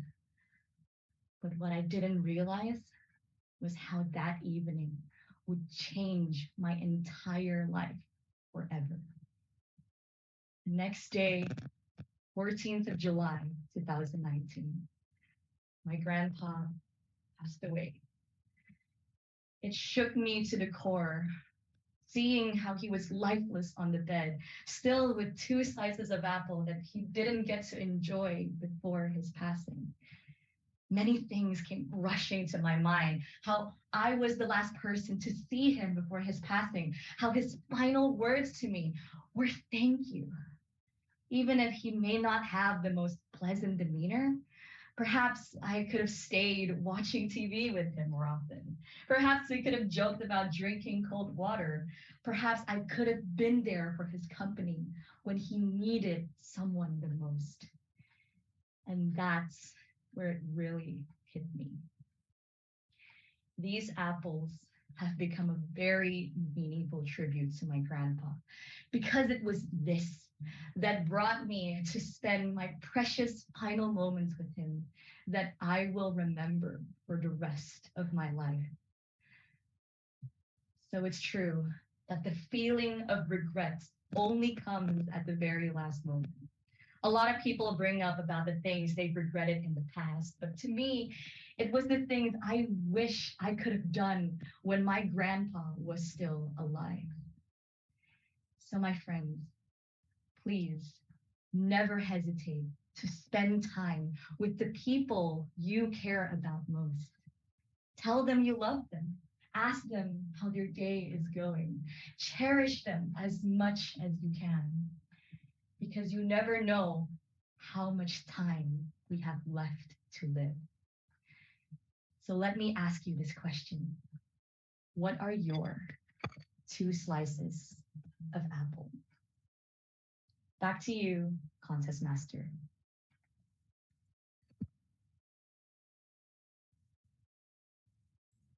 Now we have 1 minute of silence for the judges to mark their ballot.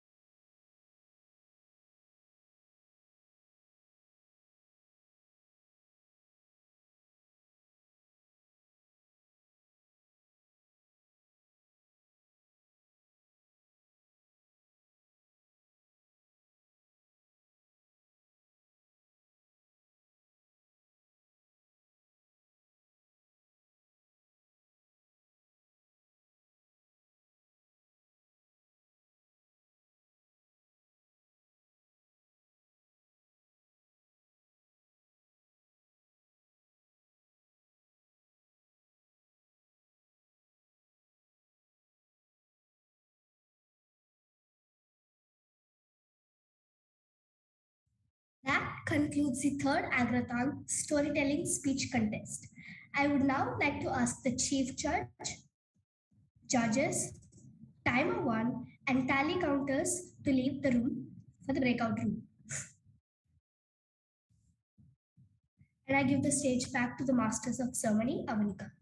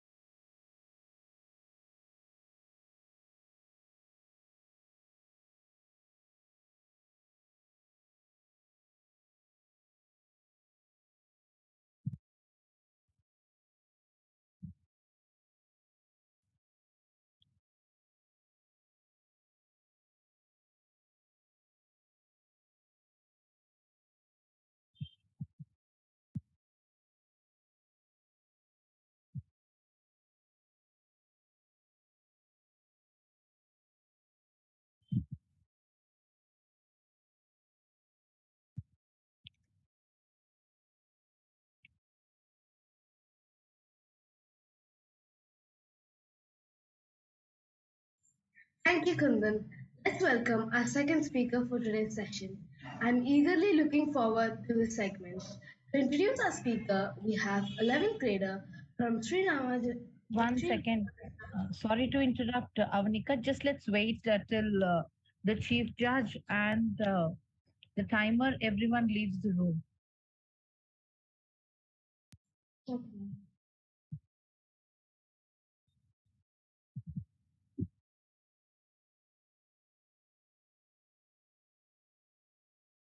I guess everybody left the room. No, we have the tally counter still here.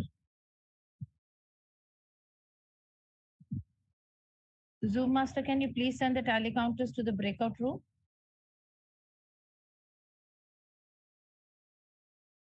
Gayatri, can you please accept the breakout room request? Accept the request.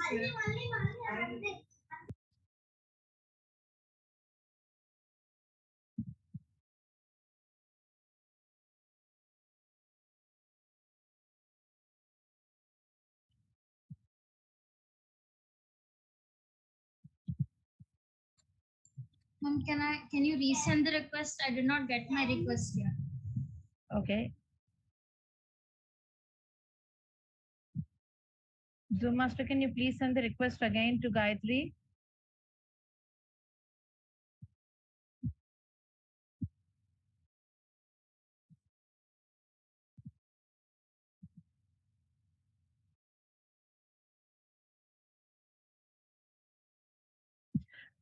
Amma, check it in your breakout room request would have come to you, Gayatri.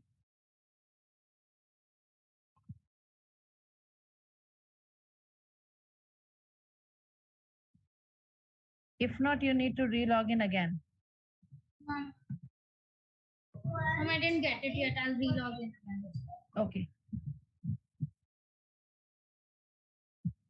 Zoom Master, keep an eye for the tally counter. When she comes, you can send her into the breakout room. Avanika, the stage is yours. Thank you, Kundan. Let's welcome our second speaker for today's session. I'm eagerly looking forward to this segment. To introduce our speaker, we have 11th grader from Sri Ramanuja Junior College. She loves painting and watching movies. She is also inseparable from a pet dog, Roni. Sharanya, the floor is yours. Thank you, Avanika. A professional speaker with over 30 years of experience in 61 countries has appeared in hundreds of newspapers, podcasts, TV shows worldwide, trained over 600 speakers and people in different professions to reach their goal and achieve objectives on an international level all over the world. It gives me immense pleasure to introduce our speaker, Mitch Carson. I welcome Mitch Carson to speak on the topic how to turn passion into profits. Mitch, the stage is yours.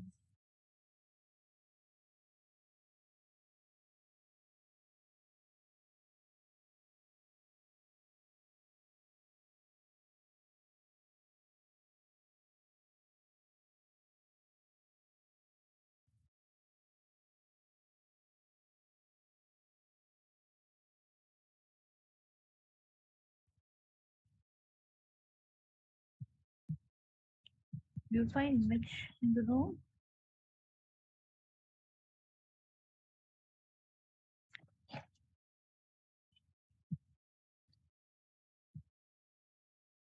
Hi, Mitch. It seems like you have discussed.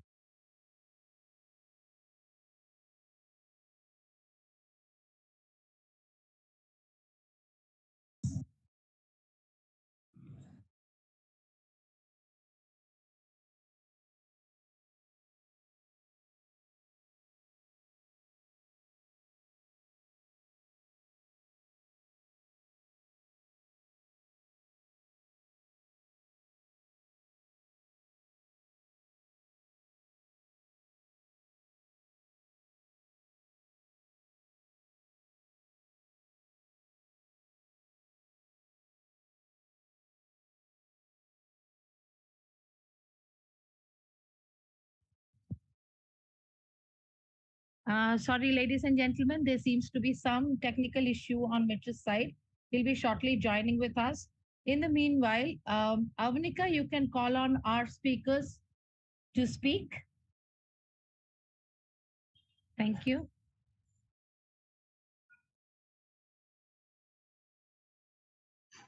Our third speaker is Nainika. She is 11th grader from Sri Chaitanya Junior College.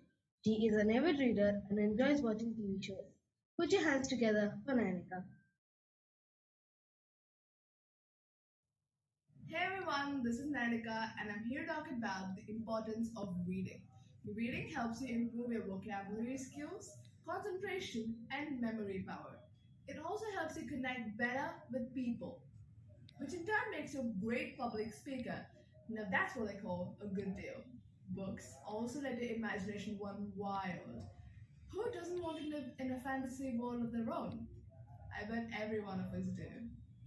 Books also help you have greater focus, improves your mental health, and I just found out it lets you live longer. Now that's a shocker for me too. A study conducted by Sussex University shows that reading can reduce 68% of stress, which helps you sleep better and live healthier lives.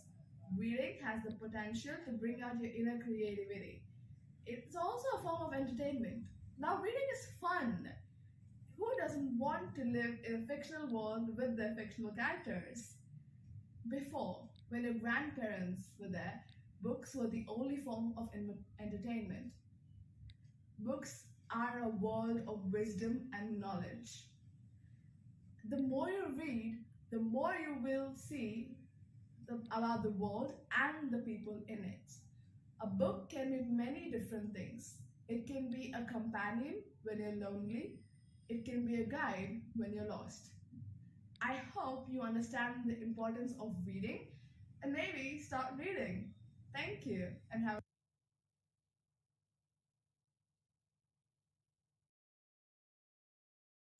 Our fourth speaker is Iksha, a sixth grader from Silver Oaks International School, who loves dancing, sketching, and singing. Put your hands together for Iksha.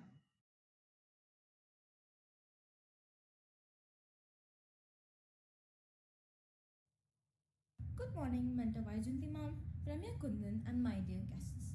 Today, I will be talking about what new do I do that excites me nowadays. Um, hmm. If you think about it, what do you think I do? Well, the answer to that is I play the guitar. Well, I just started doing that, and it excites me at times.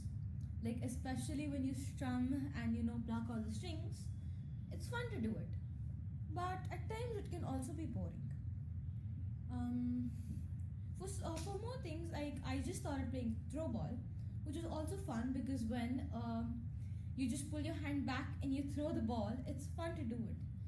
So that is also a good thing. But for starters, if you could say, I just started learning how to do magic, and it's not like the magic where you just split yourself into half, but it's basically the magic when you can say card tricks. It's fun to do it, and it's also interesting. At times also, you can say that I just started learning how to do learning how to talk to birds because I have two pet birds, and it's fun to talk to them, especially how they're chirping. Also, now when I was talking to my birds, when I was saying a word called babu, they were just saying the same thing, but I could not hear them saying that. If you see them, they were like, so it's really interesting to see them do that. But and actually that excites me a lot. So whenever I see them talking, I'm like, oh my god, and it's really fun. But actually, at times, the birds also start, hitting and keep poking me. So at times, I also got hurt here because of the birds. But if you do it, you will find it exciting too. So I think you should try that too at times.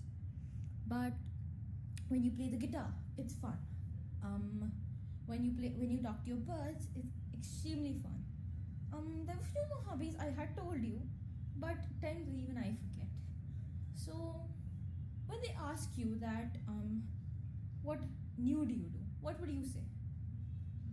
So give a thought about it, and thank you.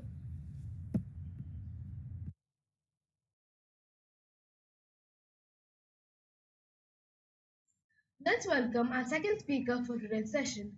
I'm eagerly looking forward to this segment. To introduce our speaker, we have 11th grader from Sri Ramanuja Junior College. She loves painting and watching movies. She's also inseparable from her pet dog Ronnie. Saranya, the floor is yours. Thanks, Avenika. A professional speaker with over 30 years of experience in 61 countries has appeared in hundreds of newspapers, podcasts, TV shows worldwide, trained over 600 speakers and people in different professions to reach their goal and achieve objectives on an international level all over the world. It gives me immense pleasure to introduce our speaker, Mitch Carson. I welcome Mitch Carson to speak on the topic how to turn passion into profits. Mitch, the stage is yours. Good morning, everybody. How many of you are interested in becoming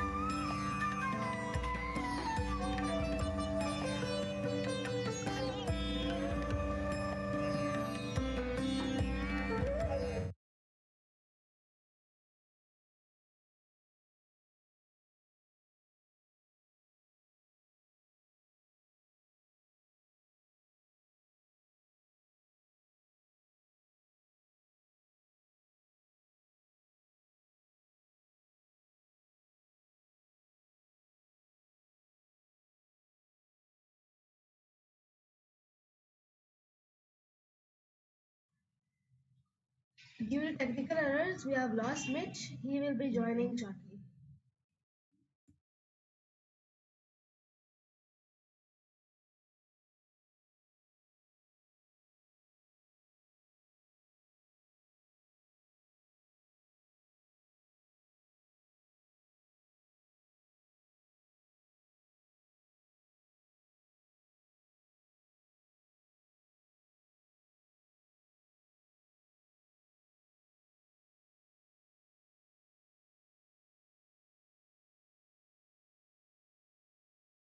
Till Mitch joins us, please enjoy some facts about India.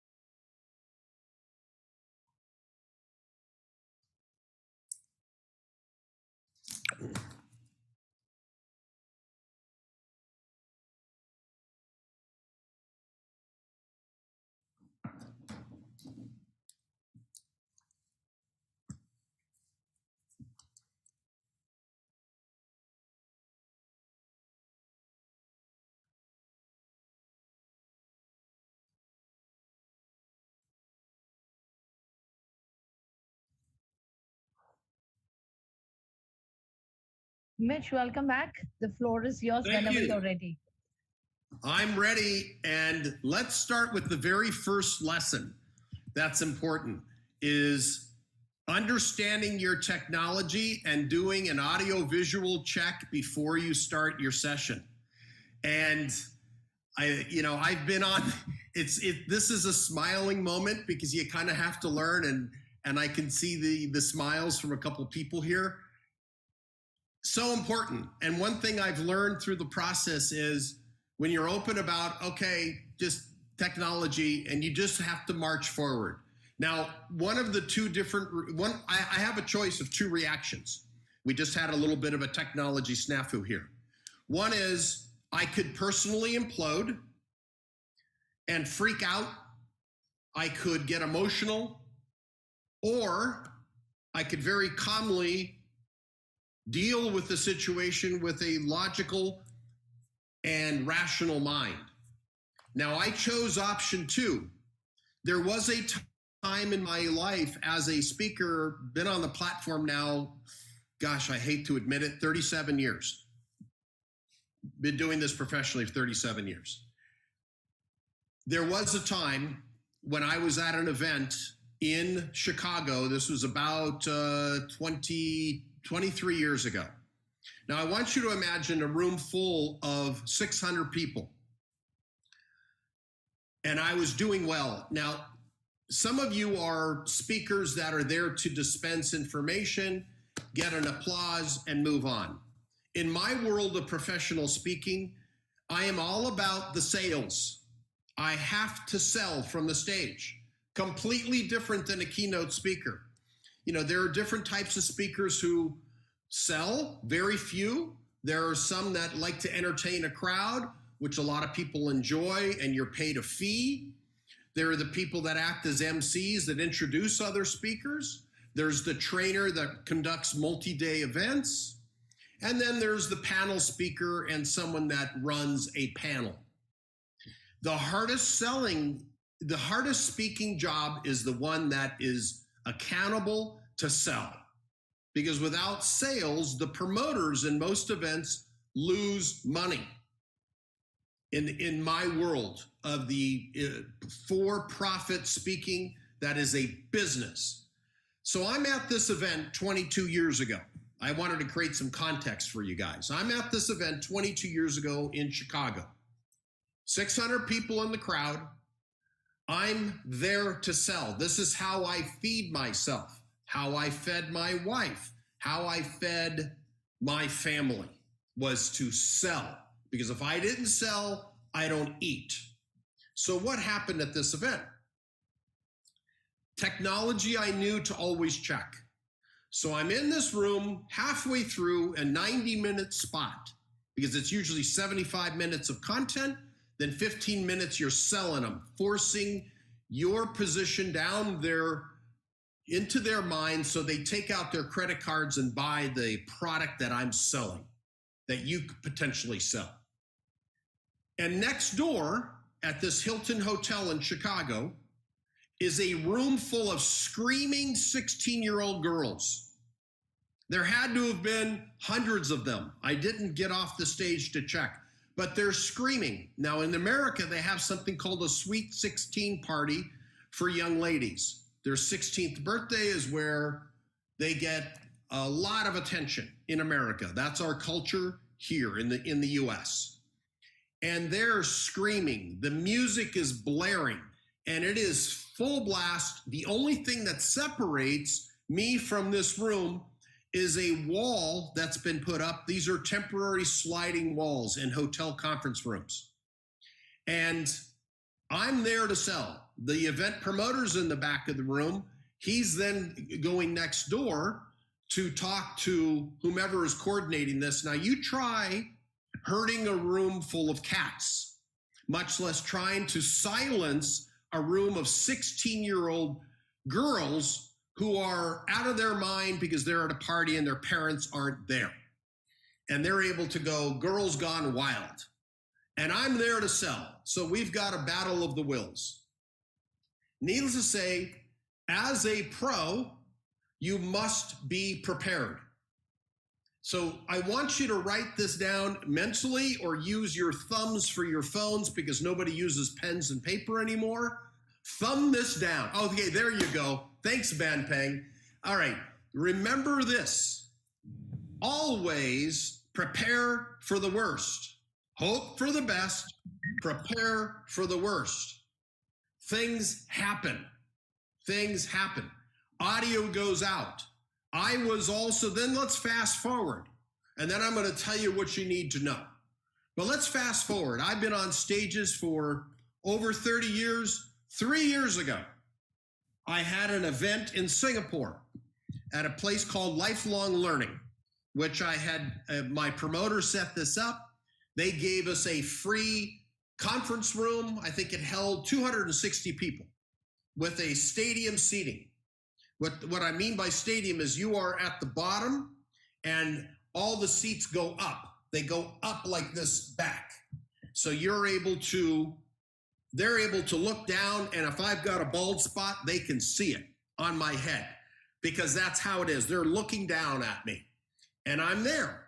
Now, I didn't know my promoter, I had a 4-hour slot at Lifelong Learning, which is this very well-funded government place in Singapore. Now, I made a lot of money in Singapore. That was probably my #1 spot in Asia where I was received well and did well. But this was my first semi-large event. I've spoken at larger events since, but this was my first semi-large event, 260 people. You've also got to be prepared because sometimes your promoter doesn't have everything in order. This event was so well attended, they didn't staff it properly. So here's what happens. You have to be willing to adapt and accommodate what happens. Now, I'm telling you stories, real life stories of what happened to a person who makes his money as a professional speaker. So we started 30 minutes late. Now, I'm very precise. When I have my presentations, I know, and I want you to take this, you should have a slide a minute as a rule of thumb. Rule of thumb. I'm showing you my thumb. Here's the other one if you like that one better. 1 slide per minute, okay? That will keep you on track. That'll help pace you when you go through your presentations. You can allow some latitude back and forth. But I had a 4-hour slot there with a 15-minute break scheduled. So we can do the math together. So what's 4 hours? That would be 4 times 60 slides minus 15 minutes for a break. So that's 235 slides or 225 slides. Let's just say 225 slides. Now, I'm precise as a professional and one who teaches professional speaking. I train people. I put on a program called Speaking Mastery. Did it for years in between Dubai and Tokyo.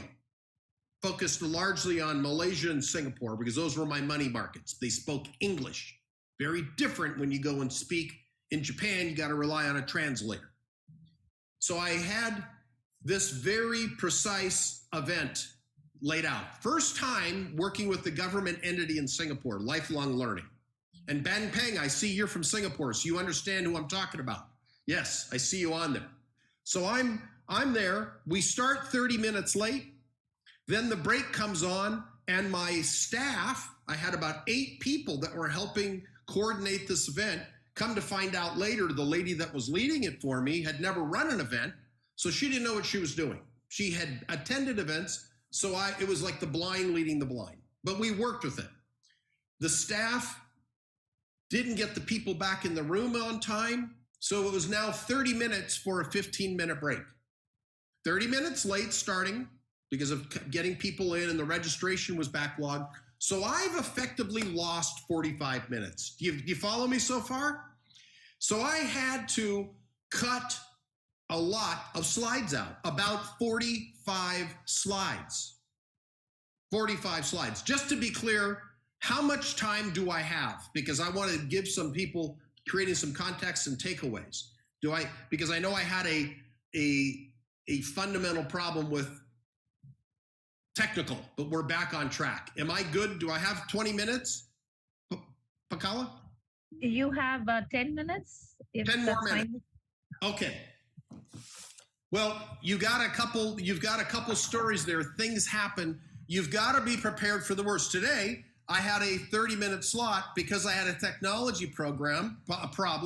I've got to adjust. I've got to adjust and cut down. So you're seeing me dance, and I'm a white guy who doesn't dance very well, but I'm doing the best to dance today for you folks. In India, I got Singapore here, and I've got all sorts of countries. So you got to dance. So rule of thumb, remember this, 1 slide per minute, and adjust. Now I want to give you some takeaways because I do only have 10 minutes, but I hope you enjoyed those stories because I wanted to share what can happen. Be prepared for the worst. Hope for the best. Do your best to prepare. Do sound checks, audio checks. Know your room, your environment, so you can minimize possible errors. Now remember, insurance has I sold insurance umpteen years ago for a company called Merrill Lynch. I was a stockbroker and sold insurance. The one thing I remember, when you take out insurance, and insurance is called covering your behind, making sure everything works, is it's a transference of risk. Transfer the risk to your own competence of covering yourself. But let me give you some takeaways. How do you go pro? Now, I told you what can happen. Now, here's what will also happen on a positive note. The money is very good, can be very good as a professional speaker. And you can go the route as a keynote speaker, like I said, delivering a 50-minute content-based motivational presentation, and those are fun. And you can make decent money. Depends on how you qualify decent, okay? Now, to be a well-received professional speaker that is gonna get booked as a keynote, because I'm gonna talk about keynote and selling, because those are what I know the best, and training. You gotta have a book, okay? You gotta have a book. I'm gonna say it 3 times because I'm an old radio DJ. You have to repeat things 3 times. You gotta have a book. What do you guys need? A book. That's a whole different deal. And I actually got to coordinate something with Alexander about maybe a little bit of a quick tip about how to put together a book. But if you are serious about becoming a pro and making money with this, turning your passion into profits, you got to have a book. So that part's clear. That's number 1. Number 2, you got to have media. And I wanted to show you a little bit of media right here. This is I'm going to have to, let me unblur myself so you'll see the background of my home. Okay, so I'm here. This is a piece of, you see it. This is a big article. When I took a group from Singapore, I took 19 people from Singapore and about 6 Malaysians and 6 Japanese. I was interviewed by 19 different publications. This is one that wrote a full page on me. Who would like this as a pro, as a business owner, to be featured in a newspaper? This is in Manila. It's called the Manila Bulletin, and this was front page of the business section. Is this impressive? Yes or yes? Okay, why did they interview me? Let me go back. I have a book. I'm a published author. It's the rite of passage. If you want to be a pro, you got to write about your niche. People automagically respect you more when you are an author. When you are an author. And I had this discussion, and it's a leverageable point. I met the world champion of professional speaking for our Toastmasters, competing organization. I don't mean to curse in this environment. I know you guys are Agora. But there was a young man that I met when I was in Singapore, reached out to me. We ended up meeting for lunch, a very nice gentleman named Darren Tay. He's there in Singapore. What did he do? He leveraged me as a world-class professional speaker. While I was there, we stood in front of his standee sign, which he had outside of his conference room. He was doing events at the YMCA in Singapore. And he held his book. He had his book up right here. But no, he didn't hold it. He had me hold it. Very clever young man. Had me hold his book, therefore endorsing his book, standing next to him. He's running his events. Now, he's a pro. He's a fantastic speaker himself. And he showed this, and I showed the book for him, and he used that. The other things you need to have as professionals. Now, this is coming from event booking agents in Asia. There was a lady from Shanghai, a lady from Hong Kong, and a lady from Taiwan. These were all booking agents when I attended a professional speaker association group meeting in Singapore about 4 years ago. And they said they were asked, what do you look for in order to book pros to speak at conferences? And these are people that are paid money, usually 15,000 US. If they're pros, top of the game. Number one, published book. Number two, well-developed YouTube channel, because people are always avoiding embarrassment. And if they recommend somebody as a booking agent and they aren't exceptional, what do you think that does to their reputation? They've got to be in media, like we've got here, newspapers, magazines. I've got all of it because I've been doing this so long, and I understand that there is a process. You've got to have all the elements. You got to have a YouTube channel. And you must, if you were to pick one platform to have as a pro throughout Asia, especially in the Middle East, in Dubai, where I've spoken 9 times, you've got to have, even before YouTube, your LinkedIn profile. LinkedIn is number one. Number two is YouTube. Now, if you want to go play around with ticky-tacky, tick, tick, tick, tick, tick, have at it. That's for the younger generation. It's catching on, and I watch these ticky, tick, tock. They're so much fun, okay? But you've got to have LinkedIn, number one, YouTube, number two, media. Now, media today, there's traditional, which is radio, television, newspapers, and or magazines, all great, online, offline. The newer technology, which is critical, is getting on podcasts. It's different, but it's caught so much traction now worldwide. It's a necessary platform for you to advertise yourself, to send this. And guys, professional photography, headshots of you looking good. If you need makeup, use it. I'm getting older. I got to wear makeup. I'm wearing glasses, but I've cut things under my eyes. I cover my, you've got to look your best because they're going to use that in the advertising of you as a speaker on the platform. Got to have great branding photography, headshots, full shots in a suit, shots of you on stage with an audience. That shows who you are. Perception is reality for most people. You've got to tick all these boxes. So let's review about the pro status. This assumes you're fearless and you are full of content that people want. Not what they need, what people want. Big distinction there, ladies and gentlemen. What they want, not what they need. I know for sure, and I bang you know because you're in Singapore.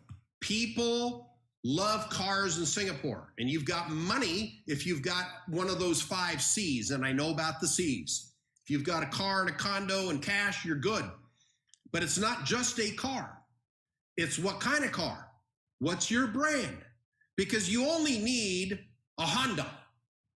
Okay, I don't know what they have in India, what the brands are there. But a car can take you from point A to point B. But how you get there showcases your brand.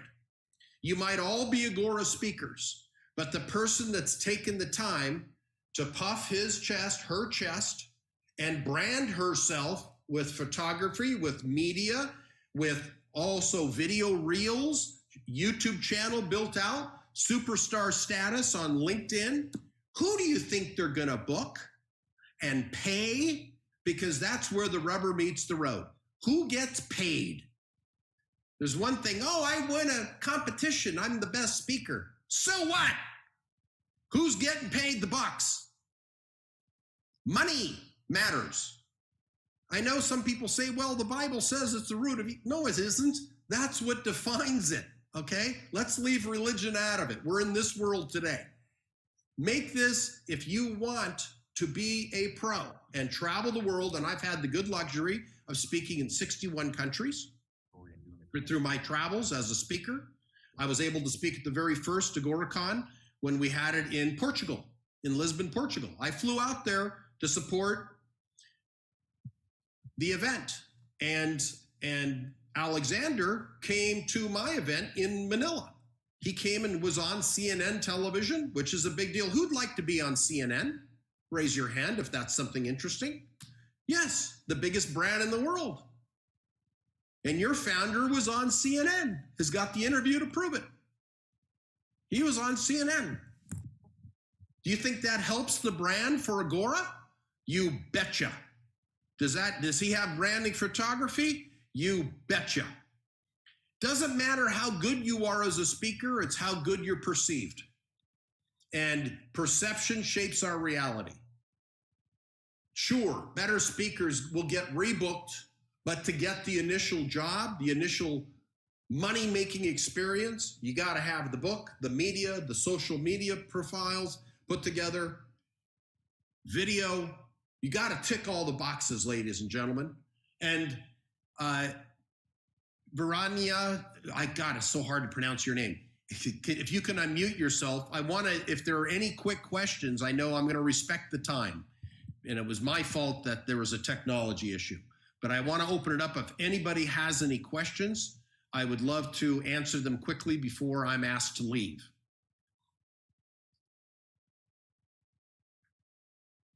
Yes, hi, Rossi.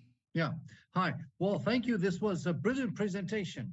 You're welcome. And it relates so much to me because I'm one of those speakers who has been chosen, won national contests and Toastmasters and things like that. But I have made all the faults that you mentioned. That's why, I'm a good example. Okay. But, that's great. This book, what does it have to be about a specific topic, or can it be about anything? Well, that's a great question I'm going to answer. Please don't unmute because this is great, and I think other people have the same question. Okay, number one, a book is better than no book. A crummy book is better than no book. An unpublished or self-published book is better than no book. Now, there are whole topics within this, and I think I'm going to talk to Alexander about doing a worldwide video recording so everybody can understand this in greater depth. I want to be able to help you guys because I'm sort of at the sunset of my career, man in his 60s, and this would be great for me to handle forward. So the answer is the more specific, the better. So if you are a plastic surgeon physician, as an example, Rossi, is it Rossi? Okay. Yes. You will make more money than a general medicine doctor. A cosmetic surgeon makes more money than a general practitioner. Same thing goes true for dentistry. What do you think happens in the publishing business? If you are niche narrowly, there are riches and niches. Riches and niches. So the more niched you are, it could be smaller, but that's where you find the money. And the other thing I want to is an imparting piece where, if you find the niche with money and find a starving crowd with the capacity to pay. Okay, unless you're a charity, and I'm a businessman. Okay, charitable work is another conversation. But for the money-making aspect of professional speaking, starving crowd with money. Those are the two elements, sir. Starving crowd that wants your content, specifically your content, and has the capacity to pay. Has the capacity to pay. I ran events, same content in Pakistan. I did this, I got over there, and it was more for the experience after I was in Dubai speaking. Same content. I charged 5% of what I charged in Dubai, in Pakistan, simply because I had to. That was more of a charitable piece. I did it, and it was great. But if I'm to make money, I'm doing it in Dubai. So what was the difference? They were both starving crowds for the information, but who had the capacity to pay? People in Dubai or in Pakistan at that particular time? I went with Dubai.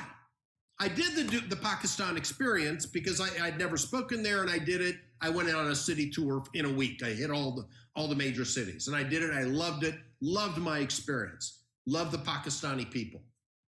But for me to make money, I got to do Dubai, I got to do Tokyo, I got to do Singapore, and I got to do Kuala Lumpur when I'm in Asia.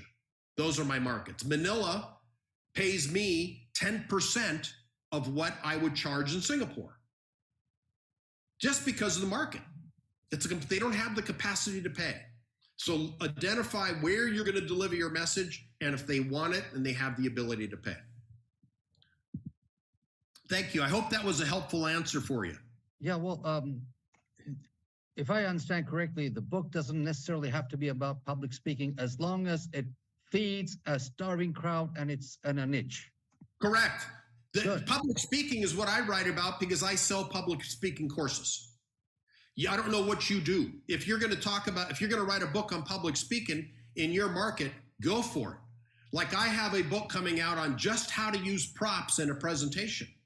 That's a specialized area of speaking, as opposed to, how to get over the fear of public speaking. There are 20 books on that I can look at as Amazon right now. Nobody's written a book on using props, because I use props throughout my presentations. Right. So it's something's very specific. You may have something else. How to use humor in a presentation. I don't know. I haven't heard what you want awards for, but you have to go with what are your natural gifts, Russi? And exploit those. Leverage those to start. Write your book on that content, then sell it. But that's your business card, buddy. That's a much better business card than anything else you're going to do. I mean, business cards get thrown away. Books are going to be the wow effect. Eyes get big. People are going to appreciate you. And remember, reality is perception. And most people will never read your book. It's the truth though. I mean, don't be injured by this. This is a reality. Most will never read it. They'll just want to be associated with you because you're perceived as a winner. You've written a book. You've done what most people don't do. How many people make it and get a 4-year college degree versus those that just graduate high school? Even a smaller percentage ever write a book. More people get a master's degree than writing a book. So in terms of the perception out in the marketplace, in society, an author is more well received than a person with a master's degree, at least initially. In a specialized field, something else. I chose to go back and get my master's degree as well. In my market, I have an MBA. But that's just another box. But the book did more for me financially by far than my MBA from a fancy university. By far. Because fewer people have written a book than they've gotten a master's degree. So I would like to do a follow-up piece to help you guys on what it takes to get a book together and to go in a little more depth. I'll have to talk to Alexander about this a little more. What city are you in, Russi? I'm in Istanbul. Istanbul, okay. Istanbul. Okay. Yes. Yeah. Thank you. Okay. Thank you. That was very good, and I enjoyed your presentation as well because it really relates to me, and it's an eye opener. Thank you. Great. Happy to open your eyes. Yeah. The biggest problem is that I have all the skills, I won a lot of awards in public speaking. The thing is that for example, my LinkedIn is frozen and it's a big mess. I just don't know how to market myself. That's a problem. Know what to I've do got the now. skills, but I don't know how to market them. That's a problem. Okay. All right. Well, next step then. Now you've got the core part done. Now you just have to, you've got the tree, you got the branches. Now put some plumage on it. Let's get some fruit and some leaves. That's what the marketing is. Fruit and leaves. You've already got the structure. Okay. Thank you. You're welcome, buddy. Anything else? And I think I'm over my time. I don't like to do that as a pro. Sir? Yes. Sir, but if you write a book and it gets negative reviews, won't that leave like a negative impression on your branding? I'm hearing a lot of screaming. Can you say that again? So if you write a book and it gets negative reviews, won't it leave like a negative impression on your branding though? Here's the reality. Welcome the negative reviews and respond to them and learn from them. And again, this goes back. A poorly written book is better than no book. And then you improve on the next book. I'm not suggesting to go out and write a terrible book. Take pride in your work. But my point was, some action is better than no action. Even if you're the tortoise, you're plodding along. Take that first step. Get a book done. It can be a small one. It doesn't have to be a New York Times bestseller. That is the optimal. But to do something. Yeah, you might have some, I've had some negative reviews. Guess what? I cried. I talked to my therapist, and now I feel okay. I'm kidding. But you understand, it's like, that's life. Life is not a bed of roses. You're going to have somebody that's thorny at times. It happens. So just do it, Tali. Okay? Just do it. Yeah. You'll be fine. Thank you. Okay. Anyone else? Because I think I'm out of time.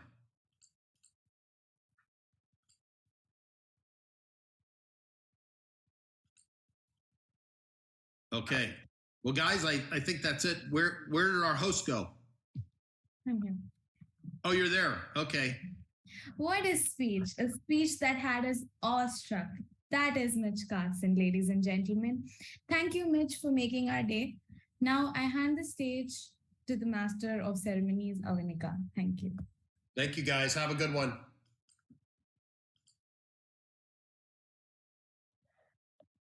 Thank you, Sharanya. Now, without further ado, let me call on Kundan to announce the results. Kundan, please do the needful. Ladies and gentlemen, please welcome our Chief Judge, Mr. Mike Nicholson. Thank you so much, Kundan. It's a pleasure to be here again with some fantastic news. I'm sure all of you have been waiting all night for these results. And we do have results, so let me give them to you in reverse order. In third position is, all the way from Tokyo, Harumi Kawai. Well done, Harumi. Wow, thank you very much. Are you still with us? I know it's late in Tokyo. And our second position goes to Dr. Gary Tho from Singapore. Well done, Gary, who is not with us, but he has a trophy. And first position, I think we'll leave until tomorrow to make sure you come back. No? Okay, well, I'll practice the name. It's ever so long. In first position is Trisha Mara, Jasmine Kirana. She comes from Indonesia. So, well done, Trisha. Are you going to auction the apple? It's finished now, Mike. There's no more apple. Oh, no bribery for the judges, eh? Okay, so that's the scene for this evening. In first position, Trisha. In second position, Gary. And third position, Arumi. So well done, all three. I commiserate with the other two that aren't on the panel for the first three positions, but keep going. Keep going. As Mitch said, yeah, never stop. Keep going. If you fail, stand up, get into it again, and there will be success if you keep going.